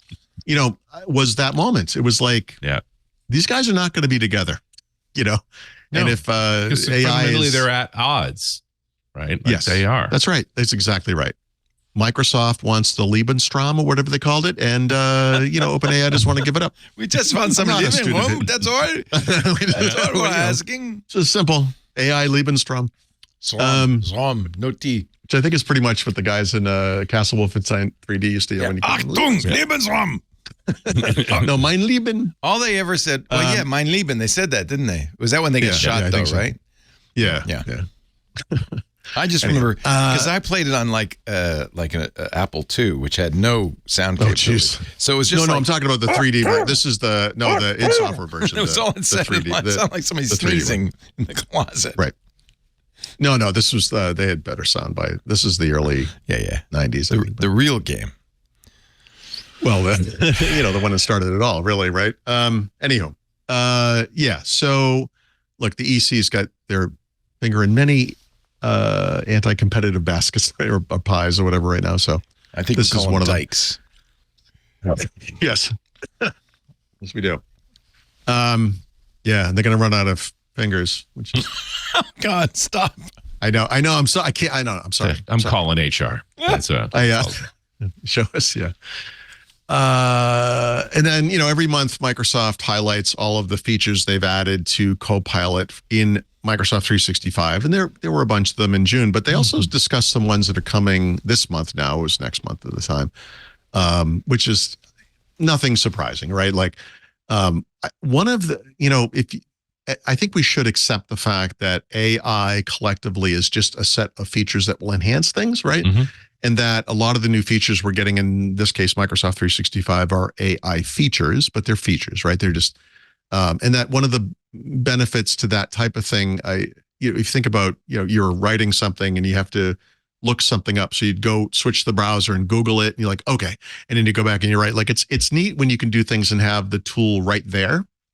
So AI can help you enhance your writing or write new things for you or create images for you, whatever it is. So for example, if you integrate Microsoft Designer into Word and PowerPoint, because those are apps where you might need to insert an image, you could go to the web and do that. But if you can do it right in the app, maybe it feels more natural, or it's you don't lose your context, your thread. Yeah. So a lot of it is, when I'm building a deck, I tend to leave a note for myself, get an image that, and then go on to the next slide. And then I go do image searching. Yeah. Anyone who has built something or taken something apart and then had to rebuild it, right? Whatever it is, like computers like this or whatever, you have all these little bits and you organize them however way that makes sense to you. Hopefully you take photos of it, because sometimes like a kid walks by and kicks it all over the floor, and then you have like this, confetti mess of whatever. You have no idea where anything. Yeah. So you want to stay. So there's nothing super important or obvious, but again, a lot of this is based around this notion that you're going to have AI-based functionality in these apps, and you're going to stay in the app, and you're going to see more and more of that. I think this is, very standard. I think this is the way AI works, right? Copilot and OneNote, for some reason, this was separate from the other stuff. I don't know why, but can recognize handwritten text, says Paul from 2002, because didn't it do that like a million years ago? This was the original feature in OneNote. This was like the motion PC. Computing tablet, right? Like I had this machine. I don't understand. I gonna guess there's very few because people they're going to take this there. cross-platform or something. I don't know. I thought we were going all in on Loop. I thought OneNote is on its way out. Oh God, don't get me started with Loop. It's just loopy. It's never happening. I know. I'm stuck so between the two now.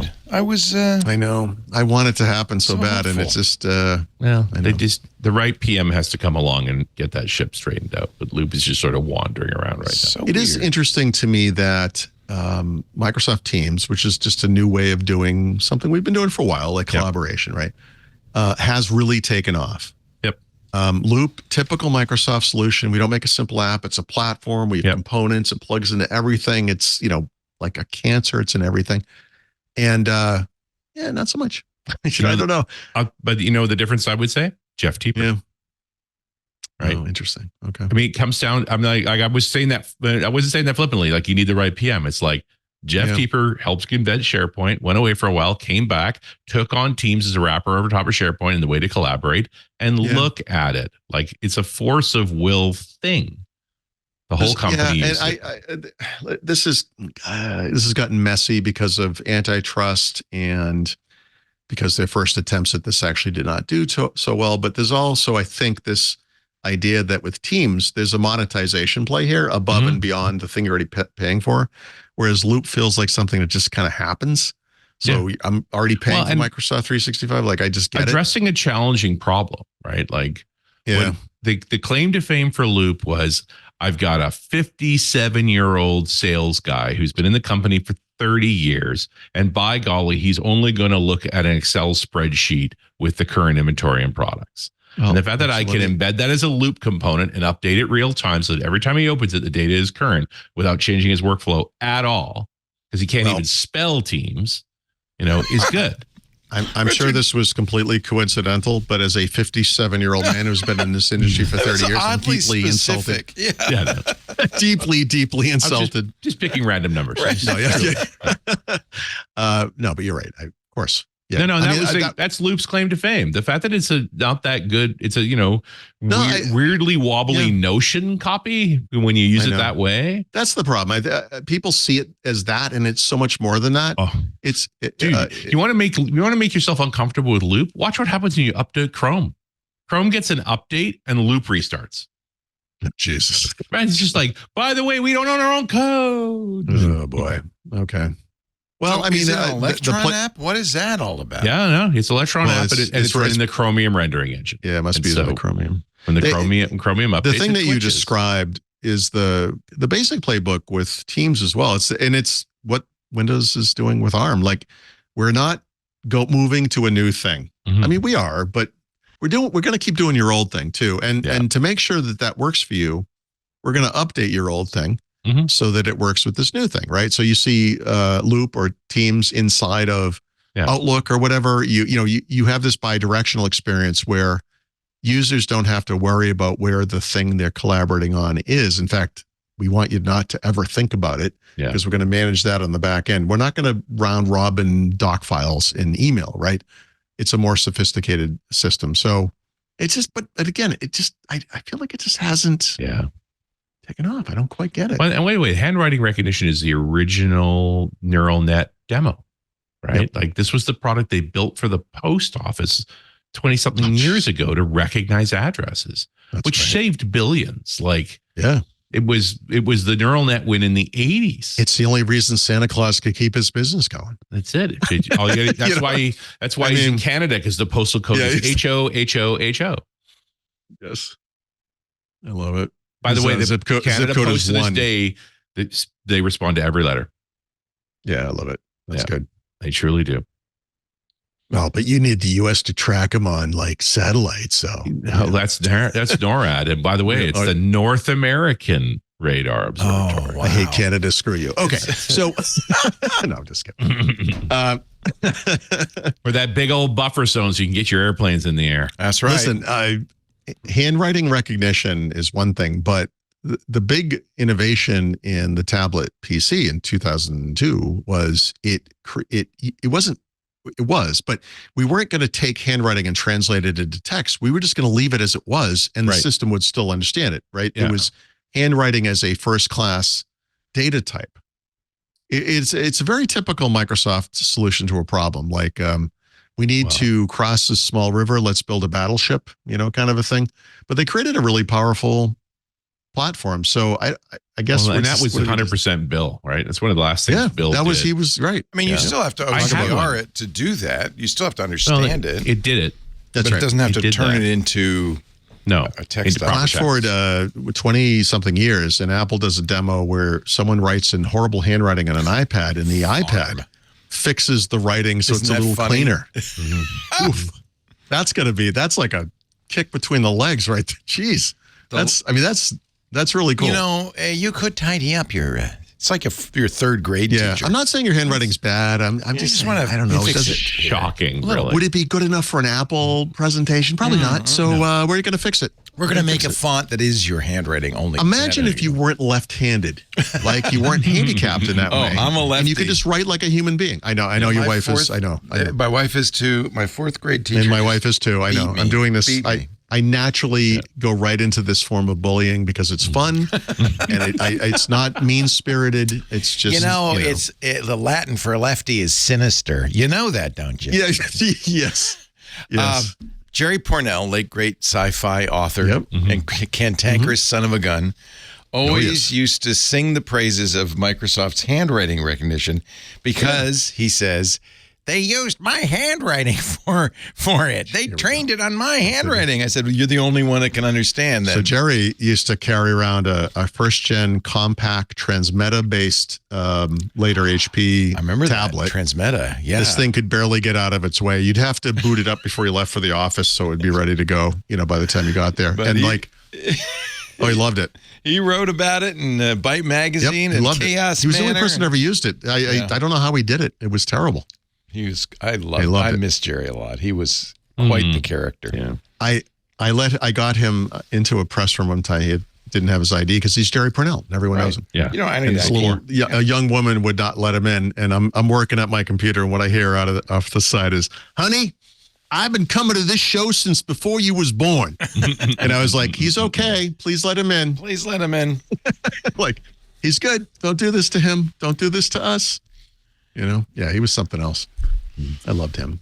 Anyway, tablet PC, blah, blah, blah. Oh, yes. Okay. So I don't know what it means to have handwriting recognition in OneNote. That's hilarious, but it's happening. I thought it did, honestly, for years. I know. It does. It always has that. So what's really going on here? So I think that my guess, and this is completely uneducated, is just that it's probably related to more of a cross-platform thing where this will just work the same everywhere, and it's using AI on the back end, and they'll do local AI. Yeah, I think you're totally right. I think they've been maintaining a very old handwriting parsing engine. Yeah. And it was, I would lay odds, grabbed a couple of university students and said, hey, why don't you apply a new model to this and see where you get This is called Microsoft Phi. And if you would put that there, maybe this. The other side of this is probably less computationally intensive.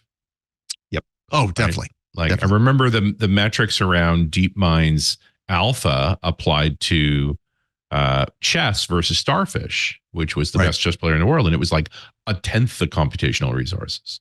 Someone asked me if the PC not having good battery life over the first couple of days was related to it indexing the disk. Yep. And I'm like, are you a time traveler? I'm like, maybe.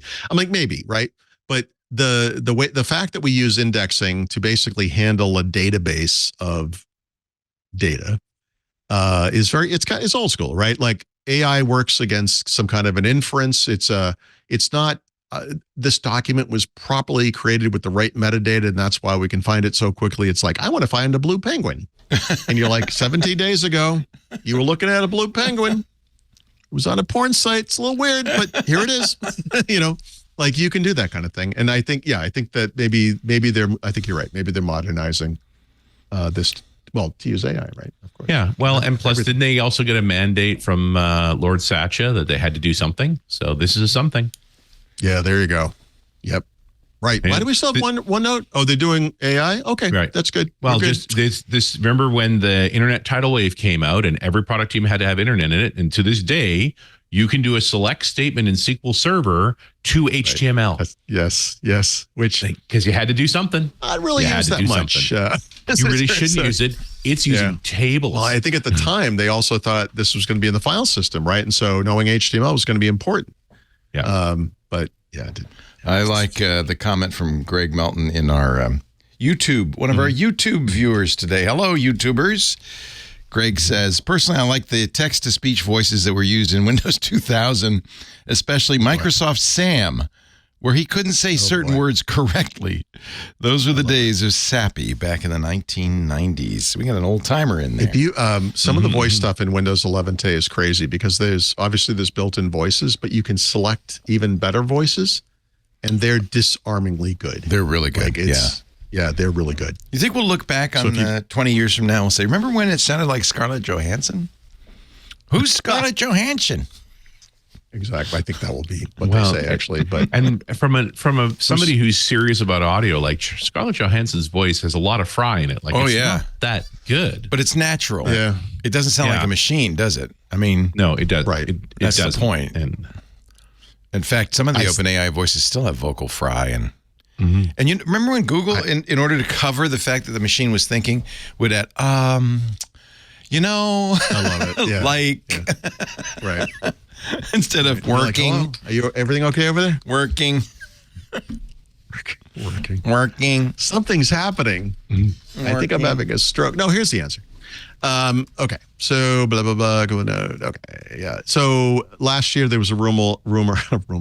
Speaking of can't speak properly. Nice. That Google was adding some local AI stuff to the Pixel under the name Pixie. That appears to now be called Google AI because Apple Intelligence probably. It's too bad they didn't do Google Intelligence because that would have been perfect. Yeah, it's a little too on point, perhaps. They're going to roll in stuff they already have today, like Circle to Search and Gemini, which is mostly probably not on device, although maybe that switches over time to more and more on device. They're going to have a feature called Add Me, which is you're taking which they have not described, but they have Best Take. Sorry, Hello? That was me. We had burritos for lunch. I apologize. Yeah, nice. That is a solid Dennis Miller joke. Best Take is, you take a photo of a group and it actually takes a bunch of photos real quick, and then it grabs the version of each person where their eyes are open and they're smiling and does a nice thing.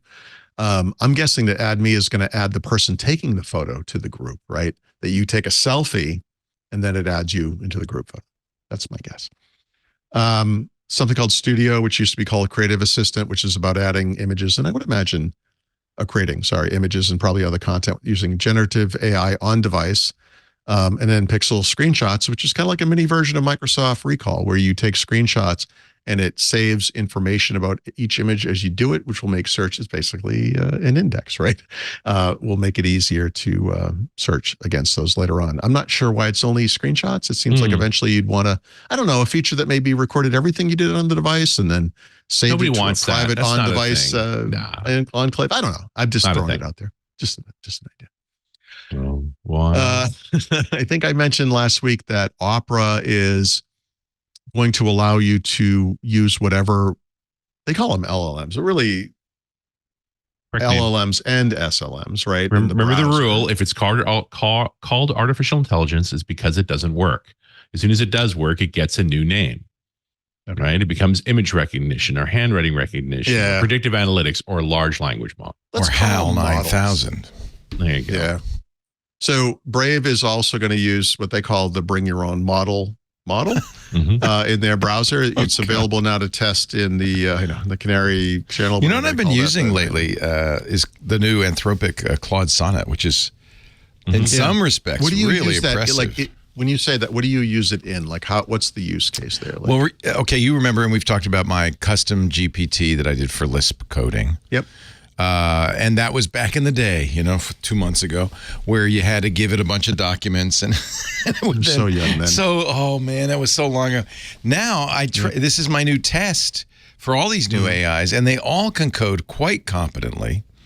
Sonnet, I've asked it questions. I try to challenge it with the kind of stuff that people might use, and it's surprisingly good. It's not good. It doesn't do everything, but it's surprisingly good at a lot of things. I was trying to. I talk about this from time to time. Sometimes I stupidly forget that my wife is my wife and she doesn't care. And I was describing to her. My advice, just from personal experience, never forget that your wife is your wife. Well, I mean, in the sense that she's like normal and doesn't. Oh, she's a normie. You forget she's occupy my mind. She doesn't care about. Yeah. But like, I was describing to her. To this minute, I believe the best use of AI so far is actually for coding. Right, that Copilot for GitHub or whatever is still among the best. Like, still most mature. Yeah, because you can take a block of code and say optimize this, or it's the whole leaving context thing. Like everyone goes to Stack Overflow and they go through all the things and they forget what they're doing, but you can do it right there. You can optimize on the fly. It can find mistakes. It can help, it just code to a certain standard if you're in a business. Like it's excellent. I just think that stuff is really great. So it's a good use for it, I think. That's the thing about AI. It really is very dependent on the sphere that you're using it and how you use it and what you're using it for. But it can be pretty amazing, Yep. The music composition stuff is amazing. So when Brave says bring your own model or BYOM, can I use Claude Sonnet? Can I use, or is there a drop-down list or something? How does that work? Yeah, literally there's a bunch. You can install and load and whatever. So they have it's in Nightly now, but the idea here is they have Leo and Opera has Aria. And in both cases, you can augment the in-browser AI assistant with these models. They could be on device. They could be in the cloud. They could be some combination of both. And, it's up to you. So it's a little ponderous. I think this is a bit much to ask of a normal person, frankly, but that's not who this is targeting, right? This is, in this case, in Brave's case, it's obviously about privacy and they have that whole promise, around that. But the types of people who would use Brave are by definition probably pretty technical and would want some say over this kind of a thing, right? So I think it makes sense for the audience. It's, they recommend, like for local models, they have Llama 3, Mistral 7B, Microsoft V3 Mini, which I would say 5, but I don't know what the right one is. The usual suspects, some of the ones in I other recommend. words. Yeah. It's interesting to point out that the OpenAI API is now being implemented by a bunch of other stacks. So it's like you can use the OpenAI interface and just say, "Oh no, point it over here," and it'll just work. So interesting you mentioned this. So two things that occurred to me as we were going through this. One is that Copilot Plus PCs have some local AI capabilities. So there's image creation capabilities that instead of running against Copilot in the cloud, run against, we don't know what the models are, but they run against some model or models on device. Mm-hmm. So I've done a bunch of these now where I have a very, not complex, but a detailed prompt. And in Copilot up in the cloud, it's beautiful, like 16:9 image. And then in the on-device version, I get like a picture of an apple, like by itself, and it's like it's not really what I asked for, So there's those kinds of limitations. Yeah. But also, if you've ever I wanted, this is a few weeks ago, I wanted to create a picture of Tim Cook wearing like a cook hat and with grill equipment in front of a grill. And none of the big AIs would do it because this is a person and we're not doing that, right? Yeah. So then you go out to the actual Google web and you find face replace whatever. Mm-hmm. Every single one that I used, every single one, A, gave me an image. B, gave me exactly the same image. They're all clearly using the same model. Underlying engine. Yeah. Interesting. It's crazy. Yeah. They were all, the face was the same face. Yeah. The not quite Tim Cook face. Nice. The one white guy in their library of faces that looks a little bit like him, I guess. I don't know. It was really strange. I'm working with a bunch of conference organizers and everybody's using ChatGPT to write abstracts now. Yeah. Which is funny when you got 3 or 4, but when you have 2,000, are you serious? Is anybody doing their homework? Come on. Yeah. Well, so you're like 1,000 of these start with "in a world." Yeah. Oh, stop. Yeah. We shall delve into this subject. In a world. In a world. Where machines write your code. Yeah. And every title has a colon in it. It's like, right. You want to stand out, just take those elements out. Yeah, that's an interesting point. Yeah. There's certain that's crazy. traits. Yeah, it's just like you used GPT to write this for you, and I can tell. And it's like, no, how can you tell? It's like I have 1,000 just like I it. put my name at the end. Come on, people are so lazy. One more thing, and then we're going to do the Xbox. So Google Translate, which is already pretty awesome, added support for 110 new languages in one day, the biggest ever, obviously. Because of advances in its PaLM 2 language model, which was trained on multilingual text, right? And so some of these are like, how did you not have this? Cantonese, Punjabi. The power some of them I think are Klingon or something from Star Wars. I don't know. But a bunch of new languages. Actually, it says about a quarter of them came from Africa, right? Which would have been obviously underserved by this kind of thing. So I mean, this is the type of thing that makes this. This is the internet bringing the internet closer together for everyone. Yeah, it's good. It's not always good. Mm-hmm. It's not all good, but that's good. There were good things. Yeah. Once again, we are thrilled to have all of our brand new viewers and listeners on the various platforms. I just talked to Anthony Nielsen. He says we can do this from now on. I also talked to Anthony Nielsen, who said we're getting a good response. We're on X.com, about the same number of viewers, a little over 300 on X.com and on YouTube.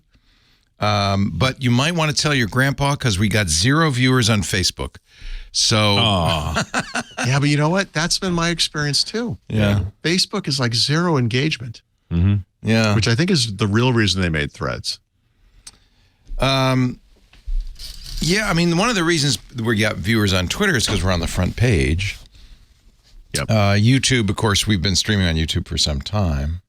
We keep calling it Twitter. We're not going to be the front page anymore. Did I say Twitter? Yeah. You know, the only reason we're doing it now is because it's not Twitter, it's X. I was always really concerned about the fact that Twitter and Twit sounded, so similar. And so you've been acquired, have you? Yes, I'm now living on Elon bucks. It's so exciting. There you go. Elon bucks. All the Teslas I can drive.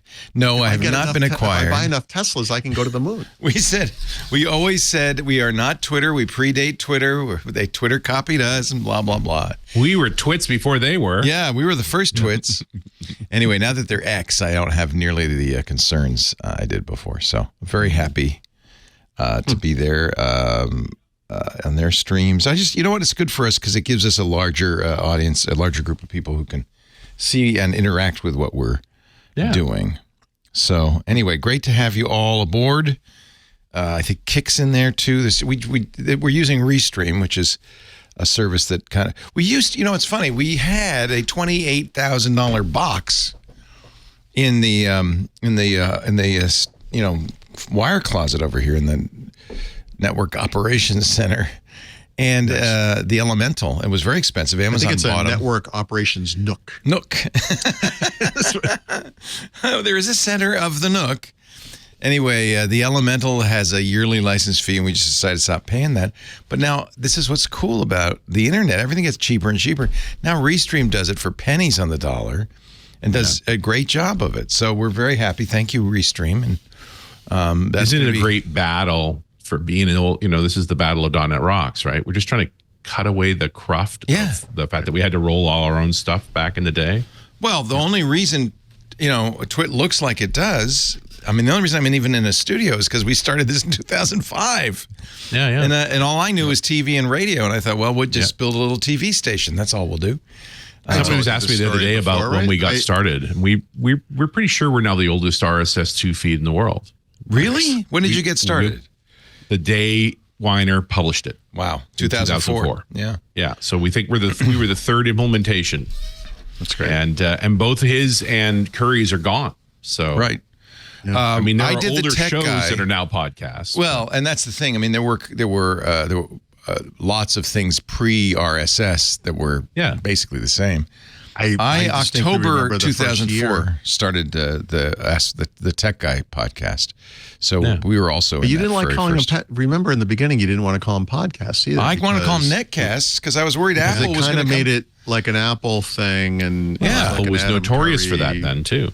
Yeah. They did. They went after some people who used Pod. They never went after podcasting in general, but I thought netcasting made more sense because you're basically broadcasting on the internet, right? Yep. Mm-hmm. That's netcasting. Plus, you're casting anyway. I tried.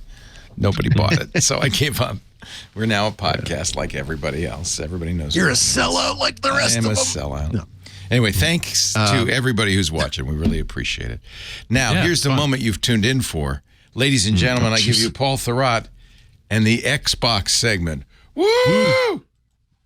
I will say, I've been gaming a lot lately on the PC. Oh. Welcome to the PC Master Race, friend.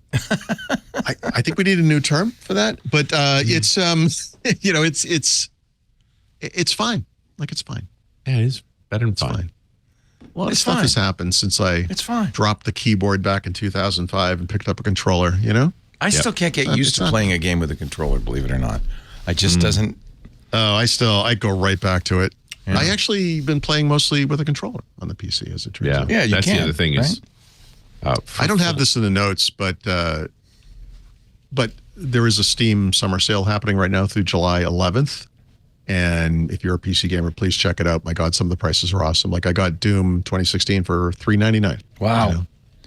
Like normal $20. Wow. There's some good stuff.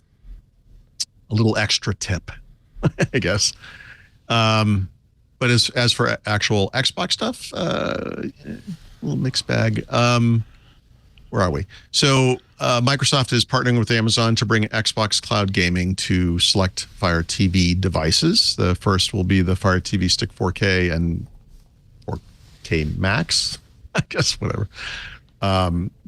Meaning you'll be able to use your controller over Bluetooth to that device and play games. Based on my experience with this on more devices than I can count, it will probably be pretty terrible, but I don't know. I keep hearing from people sometimes they're like, it works fine for me. And I think if you play, I think a fast action game like Doom is not a good choice for this service, but maybe some of the slower games where latency is not that big of a deal might be a better choice. So that's coming.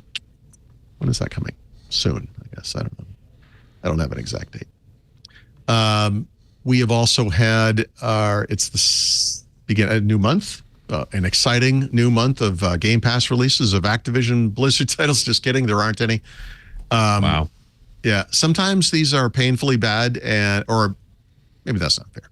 Painfully unfamiliar, maybe is the better word. And this might be the worst one I've ever seen for me personally, where I'm like, seriously? Cricket 24. Oh, hallelujah. I've been waiting Magical Delicacy. What? Sounds like porn to me. Chichia. I know. Neon White. The case. I don't know what any of these games are. Nickelodeon All-Star Brawl 2. Oh, yeah. Apparently the first Brawl one was such a hit. Exactly. We made a second one. I don't know. Are they scraping the bottom of the barrel? This makes me feel. I don't know. They have hundreds of Activision Blizzard games they could put on this thing. Yeah. I know there's licensing and whatever, and if I'm sure not there's stuff to sort out about billing and stuff. But I would also say, like, if you're gonna dump the unfamiliar games, dump them during the summer when people are distracted. Like, you wouldn't do this over winter. I feel like they did do this in the winter. But okay, fair enough. This one's bad for me. I don't know. It's really something. It makes me feel like I don't game at all. Like I look at these, I'm like, where have I? You have played nothing. Did I fall asleep for 8 years? What is this? I don't know what any of this is. Well, let's face it, you're not exactly the cricket core, segment. Yeah, that is true. I'm on. That is true. Dude, I also discovered in Mexico, having watched 2 football games, as they call it, that I'm also not a soccer guy. There's nothing more blisteringly boring than a 0-0 tie. And I saw 2 of them. Come on. Listen, we've solved this in other sports. You make the field smaller, you make the net bigger, whatever it is. You go until someone scores. Come on. Think about it.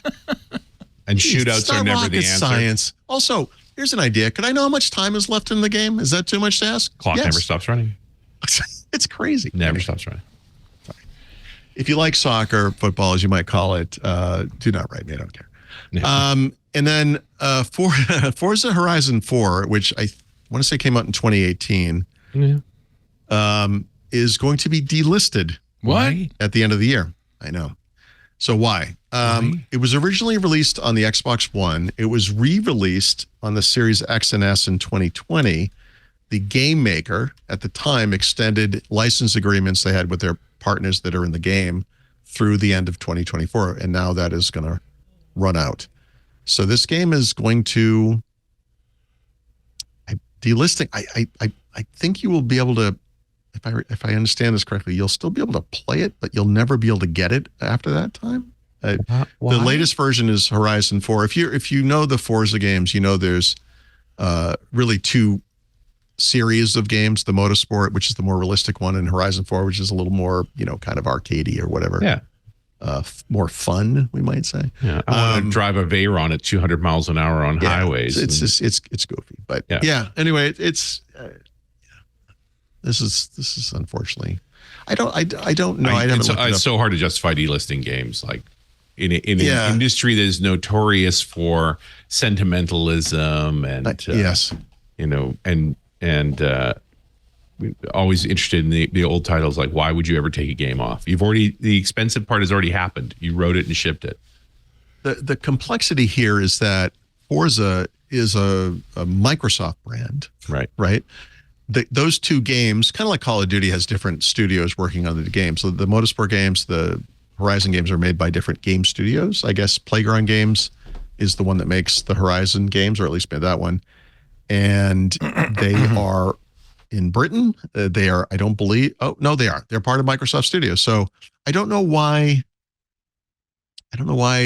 I guess someone just looked at the bill and was like, maybe based on usage, whatever. I don't know. It's unusual. You don't see a lot of this. So they haven't. So this is about the licensing. Yeah, they don't want to maintain the licensing anymore, and so they're going to delist the game. And then because they have to license those car brands. That's what it is. I get it. Yeah. You would think by this point these companies would be like, just use it. God, it's just free publicity. Who cares? Well, and exactly. But maybe they're out of date. Maybe that's part of the problem. They update the brands and they're like, we don't want the old one out there. We want, we want you to put the new cars in. Yeah. It's hard to say. Why can't they just have generic cars? I want to thank the two people now who are on Facebook watching us. Nice. Watching us live. Both of whom did it on a dare. I bet you can't figure it out. You're like, no, I can figure it out. I don't see chat on Facebook. I guess it doesn't have chat. It just has likes and stuff. Stream. Yeah. So anyway, thank you. Welcome to you two. And a special, all the kids are doing it. All the kids are doing it. Special thanks to our Club Twit members who support the show and keep the show on the air, and all of our shows on the air. Club Twit is the way, 2 years ago, the way we decided, advertising for podcasts is dwindling. We're seeing podcast networks and individual podcasts go away. As we were talking earlier, Richard, we've been doing this since 2004. We kind of want to keep doing it 20 years later. It's not cool anymore, but and I'm a lot older, but we still want to do it. And that's where the club comes in. You help us, we help you. So the club is $7 a month. We keep it low, so we want to let everybody in. We would love, in fact, even to get 1 in 10 people who listen to the shows or watch the shows in the club. Right now, it's fewer than 1 in 20. If we could get 1 in 10, we could add shows, we could expand, we could do more things like streaming into various platforms. All that costs money. The studio costs money. Even Paul and Richard cost money, believe it or not. We don't come cheap. So your help really is important. You get ad-free versions of all the shows. You get your own special feeds, access to our Discord where the chat goes on day and night with a bunch of other really interesting, smart people, the Club Twit members. You also get free stuff, shows we don't put out in public, video for shows we only do audio on, and so forth. All of that is just to give you some benefit, but the real benefit is the knowledge that you're helping us continue to do what we think we do better than anyone else, which is give you the tech news and information you need to stay ahead of the curve. So thank you in advance. If you're not yet a member, we'd love to have you. twit.tv/clubtwit. Now we are going to the back of the book. We call it the tips, the picks, and the brown liquor. Now, considering we are now streaming into many, many platforms, if you are under 18 or 21, depending on your region, please drink responsibly. Now, the tip of the week from Paul Thrott. Yeah, I bring this up every so often, but our friends Paul Robichaud and Tony Redmond and that team of people have created an incredible book about Microsoft 365, which they still call Office 365 for IT pros. It's in its 11th edition. I was amused to discover that these editions are tied to the Microsoft fiscal year, which is genius. And because it's always slow in the summer, so you can kind of put this thing out and then they release, regular monthly updates. So when you buy it, you get like the year of updates. Windows Weekly listeners can get a $10 off. So I'll read this. I mean, hopefully it will be in the show notes, but it's o365itpros.gumroad.com/ capital I / capital M 365 capital P capital S. So, nope, that's not it. I got the wrong one. I think it's capital O 365 IT. I got the wrong one. Hold on. We got to get the right one though. Hold on. I'm sorry. Kev Brewer's got it here. I got well, make sure it's the one with $10 off though. Oh, I don't know about that. That's the thing. Yeah, I think I might have had the wrong. Yep. I'm so sorry. Yeah. I pasted it wrong into the notes. I will. Oh, I screwed it up again. Hold on a second. Sorry, guys. So sorry.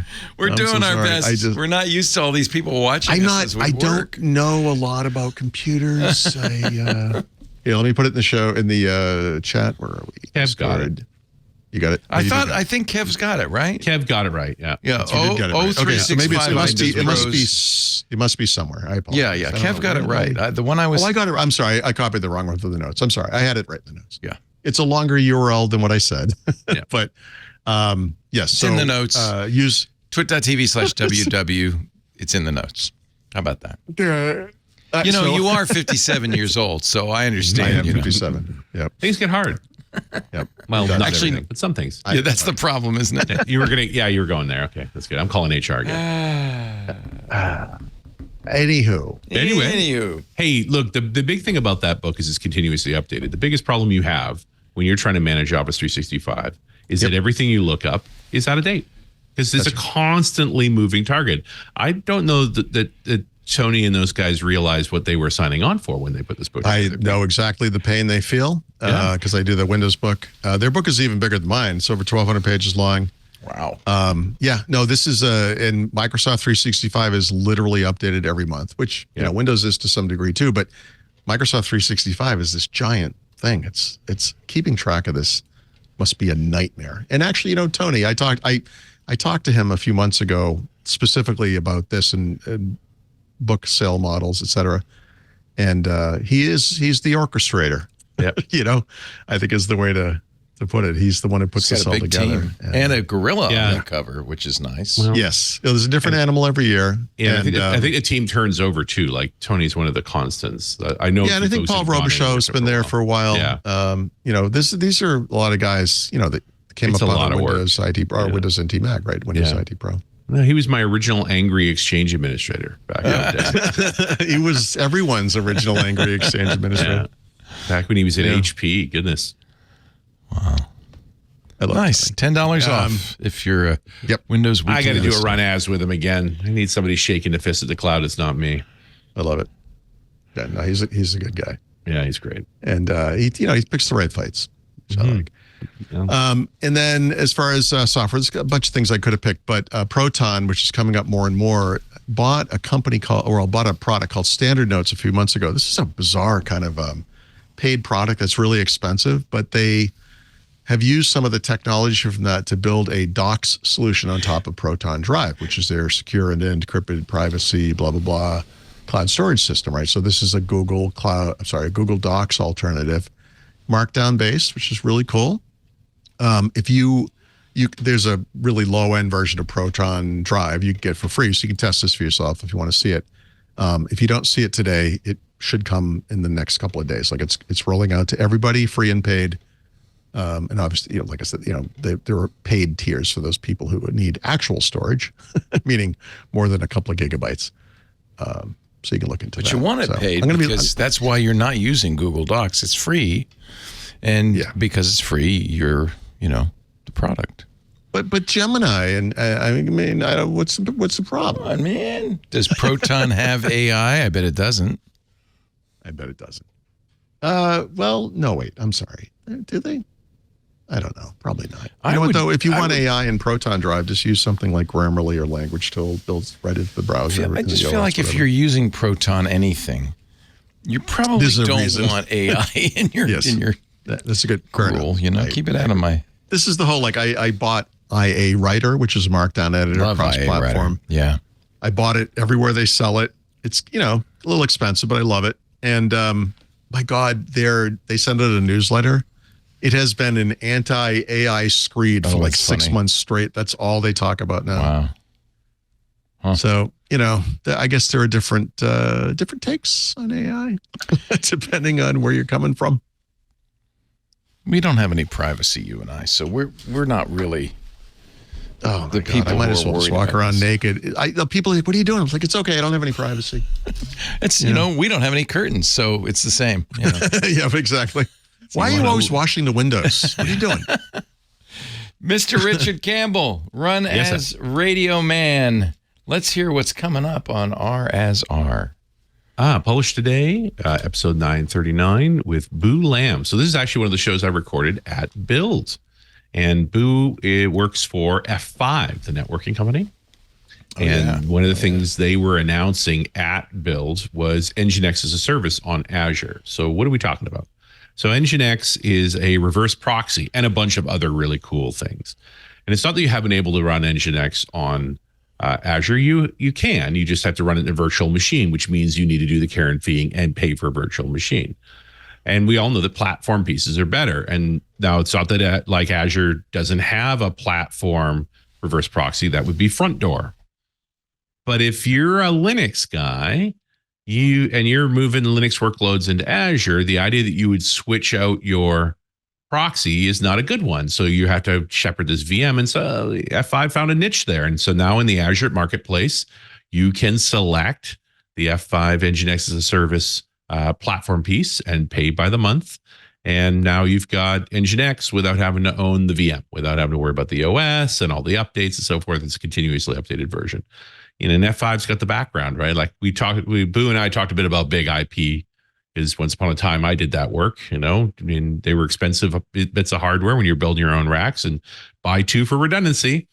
But, all that stuff's cloud now, and they've moved to that space as well. And so the fact that this was there and just opens the door to easier infrastructure as code, smoother deployments, one less thing, your monitoring is automatically integrated. It was a very fun conversation and said, okay, this is all good for folks. So you want this. And F5's done it, so you can go get it from them. Excellent. Yeah. Now, I unfortunately have lost the ability to show pictures from the internet. Okay. So this will all rely on your ability to describe. This is not a hard one because, the first question you have to ask is, why the heck am I talking about Jack Daniels? What? As your brown liquor pick of the week? JD? You're kidding. So there's a few things going on. By the way, is Jack Daniels bad? There you go. I like it. No, that's the point. It's okay for cocktails. It's not bad at all. It's a fine sipping bourbon. There's nothing wrong with it. And the more you know about it, the more you'll actually like it, actually. Okay. Just like any of these things. But why am I talking about Jack? Because that's not a normal drink for me. But in between doing the show in Berlin, where I talked about a German single malt, which was stunning, the Elburn. And then in Kansas City, when I pulled out, did I talk about Kansas City? The Kragenmoor. I was fishing in Montana. Oh, that's right. How did that go? Did you catch any? It's lots. Yeah. Okay. Great. Listen, this is, you don't get to keep anything, right? It's all barbless fly fishing, and I'm doing the laziest form of fly fishing possible, where you're sitting in a drift boat. I don't have to get wet. I don't have to put on waders. I have a guide.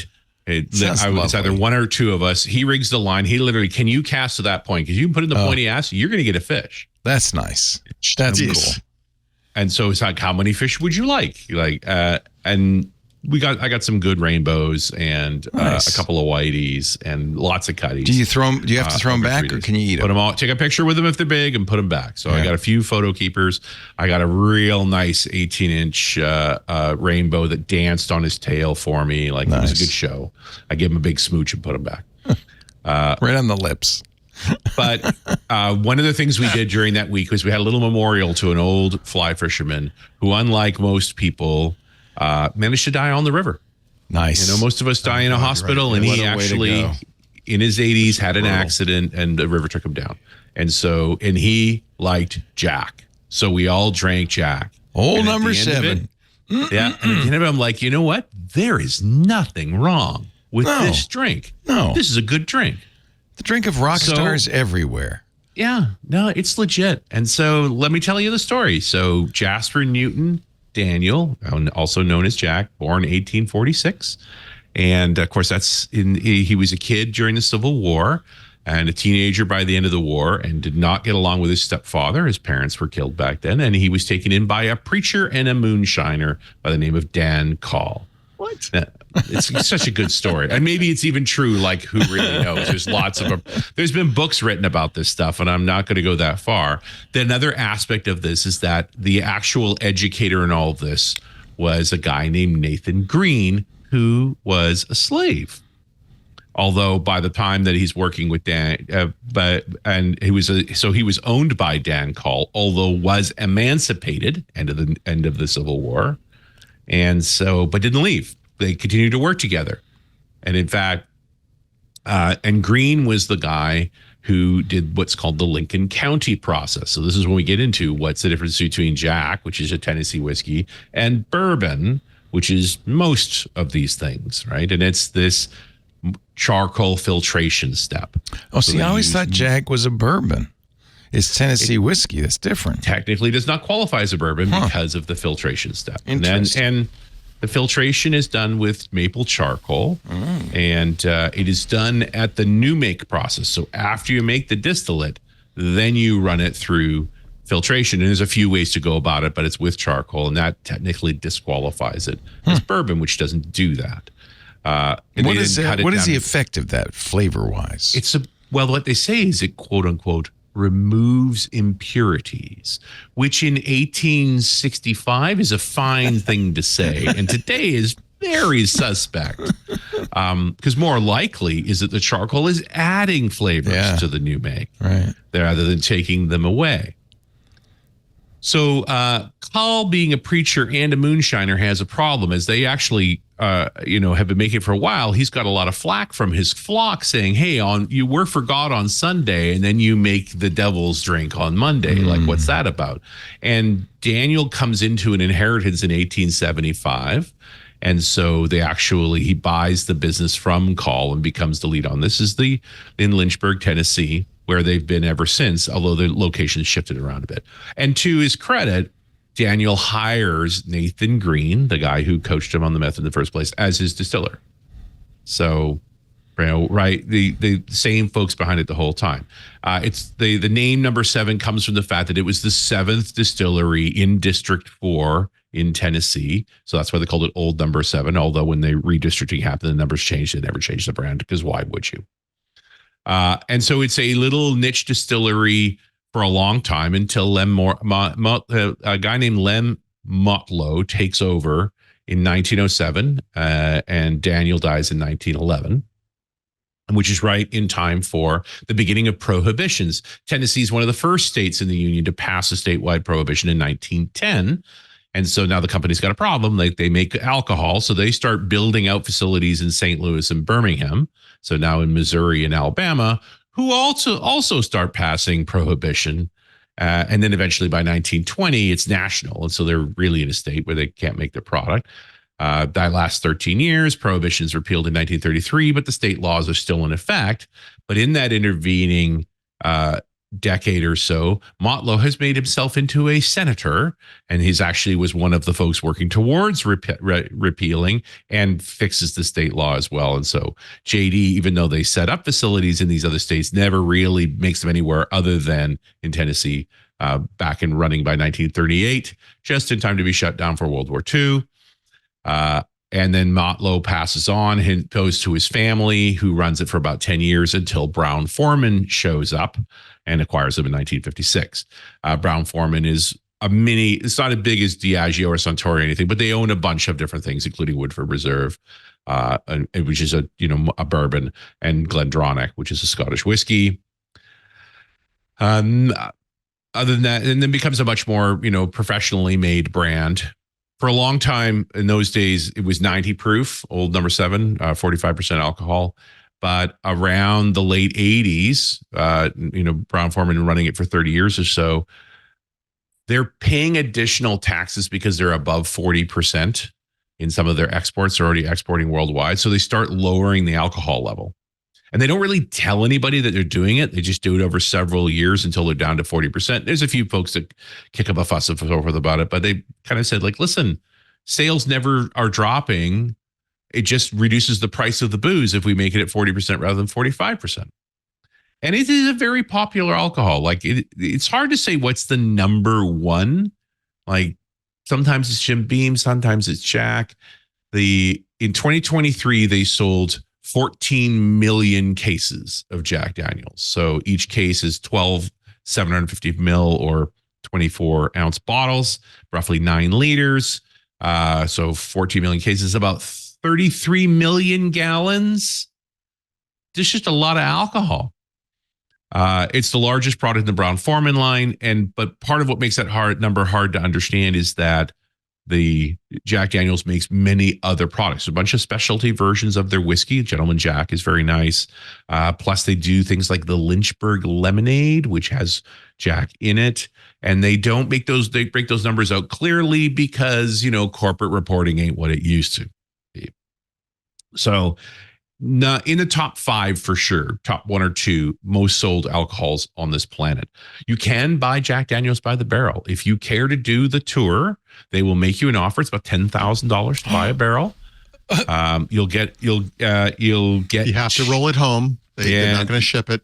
You're going to buy a new make barrel, so it's going to be a few years before it's ready, and then they're going to bottle it for you with your own custom label. You'll get about 240 bottles on it, which makes it twice as expensive as just buying regular bottles. And they give you some decanters and things like that. It's beautiful. They keep the barrel, obviously. You don't take it home. You can buy the barrel if you want.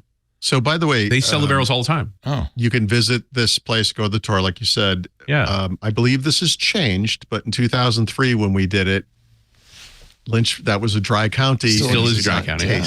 You can't taste it. I'm like, you guys have to be the biggest taxpayer here. What's happening? Yeah. So they now have a store, yes, where they're allowed to sell commemorative products, which include bottles of Jack Daniels. Huh. Yep, that's true. So that's how they got the exception. On-prem.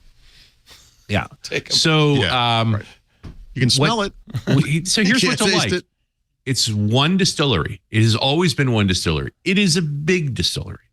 Their mash bill is 80% corn, very, very high, 12% rye, 8% barley. They have one water source, the Cave Spring Hollow, which they not only own, but for thousands of acres around it as well.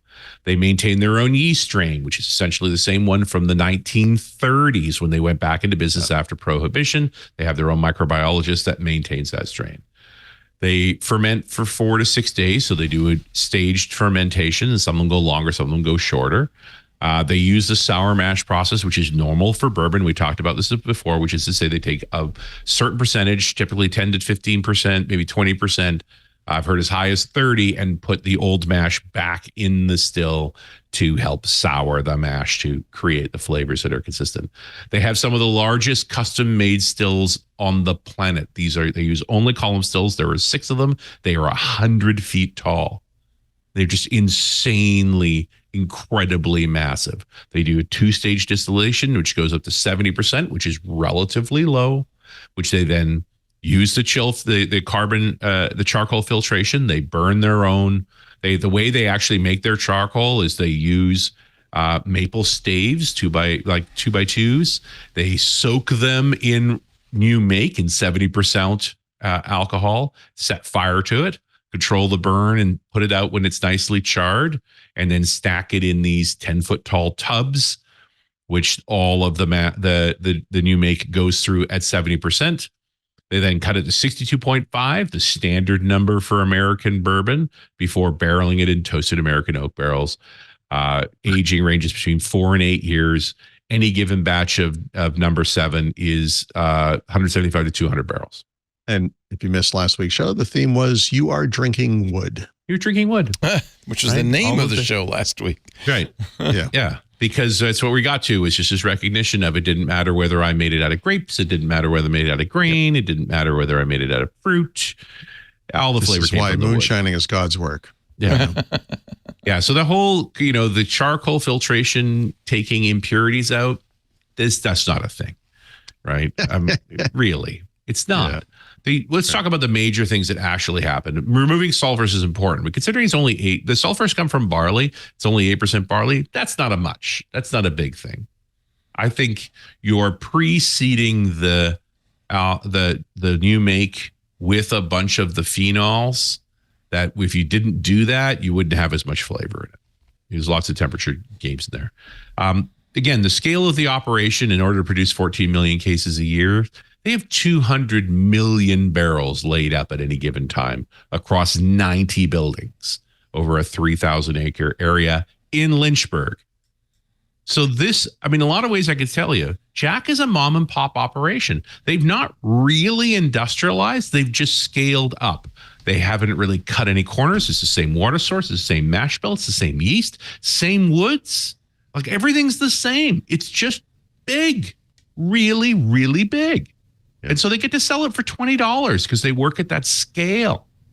Like that's it. That's all there is to it. Nothing more than that. This is as legit as any whiskey you're ever going to drink. Not that I'm going to look for it. And at $20 a bottle, suspiciously like they paid you. Am I missing something here? You know, I've drank better whiskeys, longer whiskeys, but boy, it's hard to be unhappy with the product they make and the way they make it. It's not sweet, but it's sweet enough that you could sip it. Yeah, like a lot of people who might find, and that's got to be the 80% corn, right? Corn is sweeter. Yeah. It is very good for cocktails, whatever. Yeah. Well, Jack and Coke is a classic Jack and cocktail. Coke is the thing. Well, I mean, like a Manhattan or an old fashioned. You know. Yep. Adds a little sweetness. Yeah. And typically when you look at bourbons, they're not that high in corn. They're 55, 60, like 80 corn is a ton. Yeah. It kind of makes it a simpler drink in that respect. But their offset is this additional time in the wood flavors means that it's picking up more of those wood phenols that sort of give it its character. What you just got is a largely scaled family style way of making whiskey. Although those stills are intimidating as heck. There's no pot stilling there. It's a beautiful facility. It's worth visiting. But they don't need a pot still because they don't need to take sulfur soap. They just don't have enough barley for it to matter. Huh. So it's 40%. This is an industrial scale alcohol. No two ways about it. It is well made. Don't feel bad putting ice in it. Don't feel bad mixing with anything you want. It's rarely used as a well alcohol, which they have some really nice flavors too. Now they have honey and apple, I believe. Well, yeah, I know, but I mean, that's how you get people into the fold. That's it. Yeah. What is Gentleman Jack? Is that it's double mellowed. Ooh. Yeah, they do a 2-stage aging process on it, and the ABV is higher. Okay, but yeah, it's just a more expensive way to make their same booze for most part. And again, I got nothing bad to say about it. Tim Huckabee, who organized that fishing trip, is a dear friend of mine, and makes me do all of the fly fishing. The only reason I do fly fishing because of him, and he loves Jack, and I got a lot of flack for him for making fun of Jack, and then I drank it because it was this particular occasion. I'm like, you're right, I'm wrong.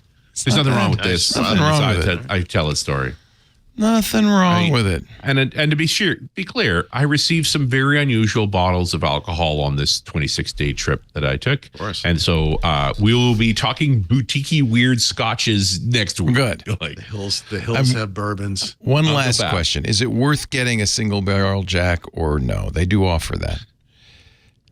Yeah, well, it's worth a try because now you're talking about the no two are going to be the same, right? You think the typical JD per day, and old number 7 is 200 barrels. So they're taking all these different barrels and they're combining them to get to a consistent flavor. What's cool about a single cask is it's that cask. You don't know what you're going to get. It's also barrel proof. Oh, it's not all barrel proof, but some is. Yeah. Okay, that's interesting. Yeah. So they do have a barrel proof single barrel, which means it's a lot more alcoholic.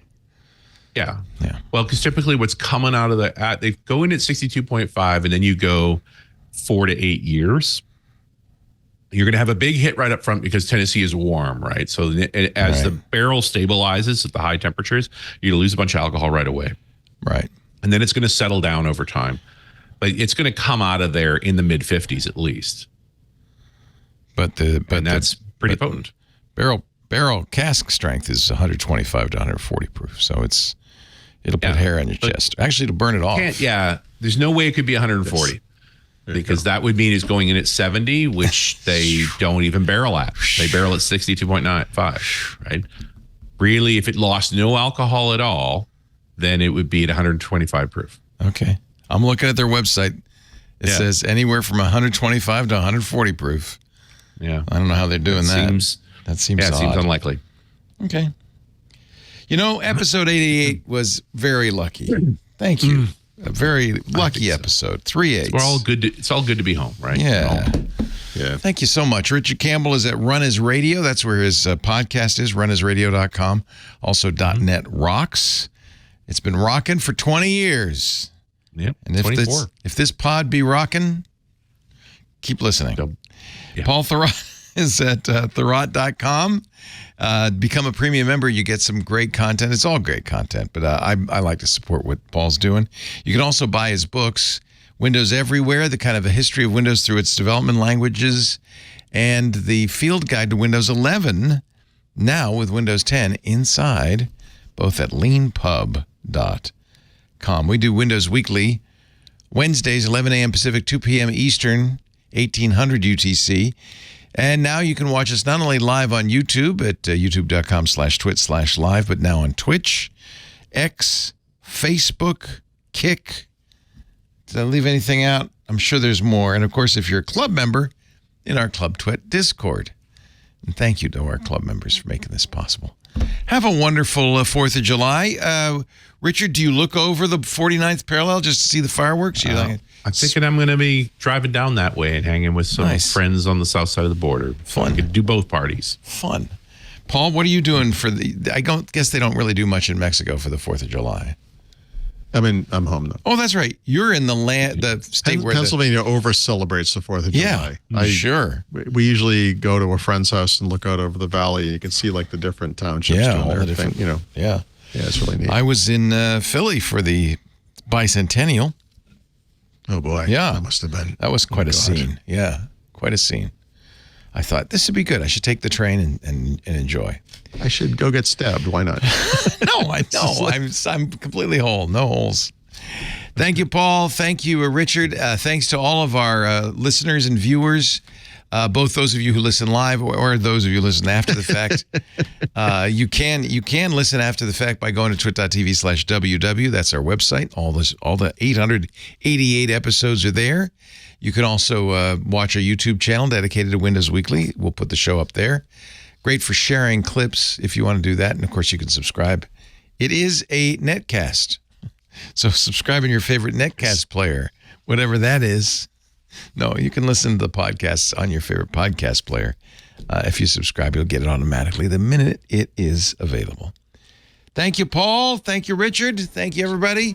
We are going to cut the stream off briefly, and we'll be back in about 5 minutes with This Week in Google. Take care. Bye-bye.